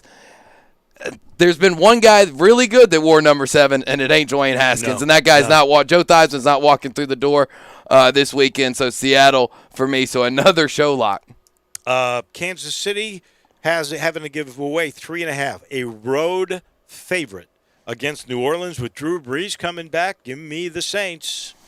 I'm going to go against you. I just can't pick against Patrick Mahomes. And with Drew Brees coming back, how much rust is that going to happen? How much are they going to mix in Taysom Hill and everything like that? Going to be a very close game, but I think Kansas City pulls away, probably wins by about 5 to a touchdown. Brett's with me. He's also going to take KC in that one. I'm a lone man on that. I love it. My lock is Indy minus 7.5 against Houston. Brett's going to take Arizona minus the 6.5 over Philly for his lock. My lock, and I'm sorry to do this once again to you, Dave, but I've made a lot of money betting against your Bears. You lost last week. I did lose last week. You're right. I fell to the Houston Temptation. I'm going back at them again. Give me the Vikings -3.5 against the Bears. You're going to lose that one. My shock, Dallas, getting 3.5 against San Francisco at home. My shock, I'm actually going against Brett's NFL lock. I'm going to take Philly +6.5 against Arizona. I think Jalen Hurts gives that team some new energy, some new life. I don't know if they outright win against Kyler Murray, but I think they at least cover. And Brett is his shock, and I'm guessing this is just to cover, not to outright win. But he's going to take Gardner Minshew back in the starting lineup for the Jacksonville Jaguars +13.5 over my Ravens. Okay. And then Monday Night Football. You guys will make that pick. I won't be here, so I'm going to tell you, give me Pittsburgh -13.5 over Cincinnati. So that one is in the books. And we are late for a timeout. That has been your Friday football forecast, brought to you by First National Bank and Trust. Broadcasting from the Family Leisure Studio. We are Sports 56, 98.5, and 96.1. Action247.com is your Tennessee sportsbook for same-day pay. Action247.com. Local, legal. A sportsbook by Tennesseans for Tennesseans. Win a little or win a lot. Action247 has same-day pay. The other guys make you wait for your winnings. No more waiting with Action247 same-day pay. Visit us online at Action247.com. Local, legal. Action247. You got action. Problem gambling? Call 1-800-889-9789. Water damage to your home or business can be an absolute nightmare. And the faster you remove the standing water, the faster you can prevent secondary damage. Landmark Construction and Emergency Services specializes in water extraction. They have been a trusted name in the Mid-South for over 20 years. They are a Memphis-based company ready to serve your needs with their 24-hour emergency response. They are always on call and will respond within an hour. They work with most insurance companies and are the official restoration contractor of the Memphis Tigers home team. Landmark Construction and Emergency Services can't prevent disasters in your home and at your business, but their water damage team will certainly respond quickly to minimize and restore the damage. Call 901-452-0390. That's 901-452-0390 or online at landmarkco.org. Rocking around the Kia rides, have a happy holiday. That's right, Mid-South. Gossett Kia on the Pike is rocking away at the Kia Holiday Sales Event. Command the season. And gift wrapping is available on your 2020 Kia Forte $142 a month lease. 2021 Kia Soul $148 a month lease. Plus 2021 Kia K5 $192 a month lease. All just 36 months, $3149 due at signing. So get them what they really want this season, a new ride from Gossett Kia 1900 Covington Pike. Or shop 24/7 at KiaCovingtonPike.com. Ask for Bobby J. He'll put you in a new Kia today. If you want it, we got it at Gossett Motor Cars. All 36-month leases, $3149 due at signing, 0 security deposit, $650 acquisition fee, 10,000 miles per year, 20 cents excess mileage, Forte ME 29910, MSRP 20,625, Soul M7755,682, MSRP 20,315, K5 MG 003,199, MSRP 25,725, includes all manufacturer rebates and incentives, PF 695, excludes tax title and license with approved credit, warranty is a limited powertrain warranty. See Kia.com or retailer for details. Offer valid through 12/31/20, dealer stock only. Welcome back to Sports Time on Sports 56 with Wallo and Stats. This hour of Sports Time is brought to you by DeSoto Auto Sales. Here once again are Dave Woloshin and Brad Norsworthy. A story coming out. It's actually been out there for about a day or two. The NBA has opened an investigation into the Clippers days after a lawsuit was filed against the team and their consultant, former Grizz GM Jerry West, alleging the Hall of Famer and longtime executive promised but then did not pay a man $2.5 million in exchange for helping steer the star free agent Kawhi Leonard to the Clippers in 2019. The lawsuit was filed by a guy named Johnny Wilkes, a rep for West, who has dismissed the allegations. He denies engaging in any improper conduct. in connection with the signing of Kawhi. So we'll have to wait and see how all of that plays out. This portion of the show is brought to you by Edwin Watts Golf. It's Christmas time. Last night, Hanukkah last night. Boy, my wife didn't listen. She didn't go see Jay Hasselman and all the crew. But you can, because anything that involves golf, from apparel to equipment to golf balls to gadgets like a Bushnell GPS system or even the bifocals, they got it. And they've got everything that's new. And here's the great thing. You want to go try the new Titleist irons? They've got a computer. They got two where you can hit and they'll properly fit you for it. I mean, come on, you can't beat that. They got a putting green in the store, and they've got. And I just bought a new putter last week, so you did, and you paid a really good price. Very good price. And they explained the difference between the high dollar and the other, and they fit you exactly for what, and you used their putting green to do it. You cannot beat Edwin Watts Golf. We used to go to country clubs. We go to Edwin Watts now, and you know something else? You're going to find somebody in there that you know, and you can kibitz with them. It's just fun to go to Edwin Watts Golf. That's the perfect place for Christmas. Edwin Watts Golf, I-40 and Poplar. It's crunch time. Go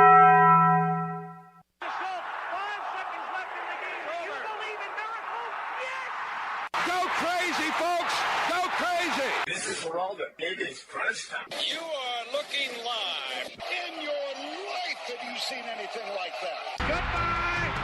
Hello, Haskins. Boop! Choo-choo! What's happening, big dog? How you doing? It's obviously crunch time. Hammer, nail, coffin, this baby is over. On one, on two, on three. Hey! Time for Taco Bell Crunch Time. Taco Bell, home of the crispy tortilla chips, topped with a double portion of either seasoned beef or shredded chicken, plus refried beans, nacho cheese sauce, reduced fat sour cream, guacamole, and a 3-cheese blend. Nachos Bel Grande, heaping portion of chips, topped with ground beef, tomatoes, beans, nacho cheese sauce, and a dollop of sour cream. Taco Bell, home to great food you get on your way home real fast, and they bring you crunch time every day. I learned today the Lakers are going to repeat as the NBA champions. This comes according to a survey of NBA general managers that ESPN put out. It was a prediction of many takeaways from this annual survey of all 30 front offices. They think Giannis will be the absolute MVP, even though Vegas is saying it will be Luka Doncic. I learned today that the NHL has told its 7 Canadian-based teams that there's a possibility they will have to play in the U.S. this season due to roadblocks with Canadian health authorities. The NHL and NHLPA were hoping to have a plan in place by the end of this week, so their January 13th start date could still become a reality. But as of this morning, both sides are still trying to figure out details between the U.S. and Canada and travel, and are we going to play in our own arenas or it's somewhat of a bubble? So who knows when the puck will finally drop on the 2021 NHL season. I think it'll be a little like baseball. They'll push it back. They will. And Canada has been, well, a little bit like Australia and New Zealand. They've been really smart. I mean, they closed everything down. They wouldn't, that's why the Toronto Blue Jays had to become the Buffalo Blue Jays. And the Raptors are now Tampa Bay Raptors. Exactly, because they aren't messing around until we all have vaccines or whatever, and they haven't had the amount of deaths that we have. Nope. And I don't think they'll, even though it is their sport, they're not going to let up on that. That will remain in place until everybody is vaccinated. I think so. In Canada. Here's what I could have done with that. This is a terrible story. Vanessa Bryant, widow of Kobe, is accusing her own mother of extortion over a lawsuit that is demanding financial support. Sophia Yerbieta Lane, the 68-year-old mother of Vanessa Bryant, alleges that Kobe had promised to take care of her for life, and she is seeking financial support along the lines of that promise. Vanessa responded on Thursday with a statement that accused her mother of seeking to extort a financial windfall from her family in the wake of her husband's death. That is exactly what I could have done without. And in the suit that Vanessa Bryant's mother laid out against Vanessa. She is demanding $5 million, a house, and a Mercedes SUV for her unpaid labor. Well, do you know what her unpaid labor was? No. That apparently she didn't get paid for? Babysitting her own grandchildren. She is demanding that she would get the $5 million, so that roughly averages out to $96 per hour for supposedly working 12-hour days for 18 years for watching her own grandchildren. This is just straight up terrible and sick to me. Less than a year since her son-in-law and one of her own grandchildren passed away in a tragic accident, and you're going to sue your own daughter for $5 million. It is absolutely really sad. sickening. It's really sad is what it is. I feel for Vanessa Bryant. She's lost her husband, and now she's got this mother that is trying to bleed her dry. And that's her mother. Sickening. Wow. They're talking about losing your support family. Wow, your support group. Awful, awful. We'll be watching tonight, obviously, some great football. CUSA Championship on, UAB Marshall.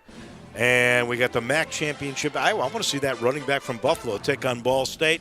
And the PAC Championship, Oregon against USC. Tomorrow, Ole Miss and LSU, a game you can hear right here on Sports 56, 98.5 and 96.1. I'll be watching this weekend the golf, PNC Championship with Tiger Woods and his son, and all kinds of football on Saturday, all the championship games from the Big Ten to the American to the SEC and the Notre Dame Clemson game. That will be terrific. So this is sort of the end of the line for me until after Christmas. I will be busy with basketball and football games next week and traveling.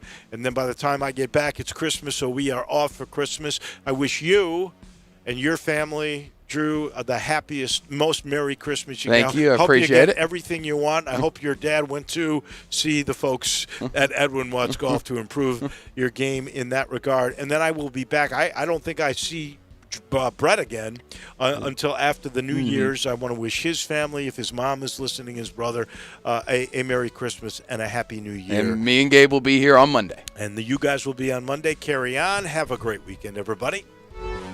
Spend the holidays at home this year with a little help from Family Leisure. Family Leisure has so many spas on order.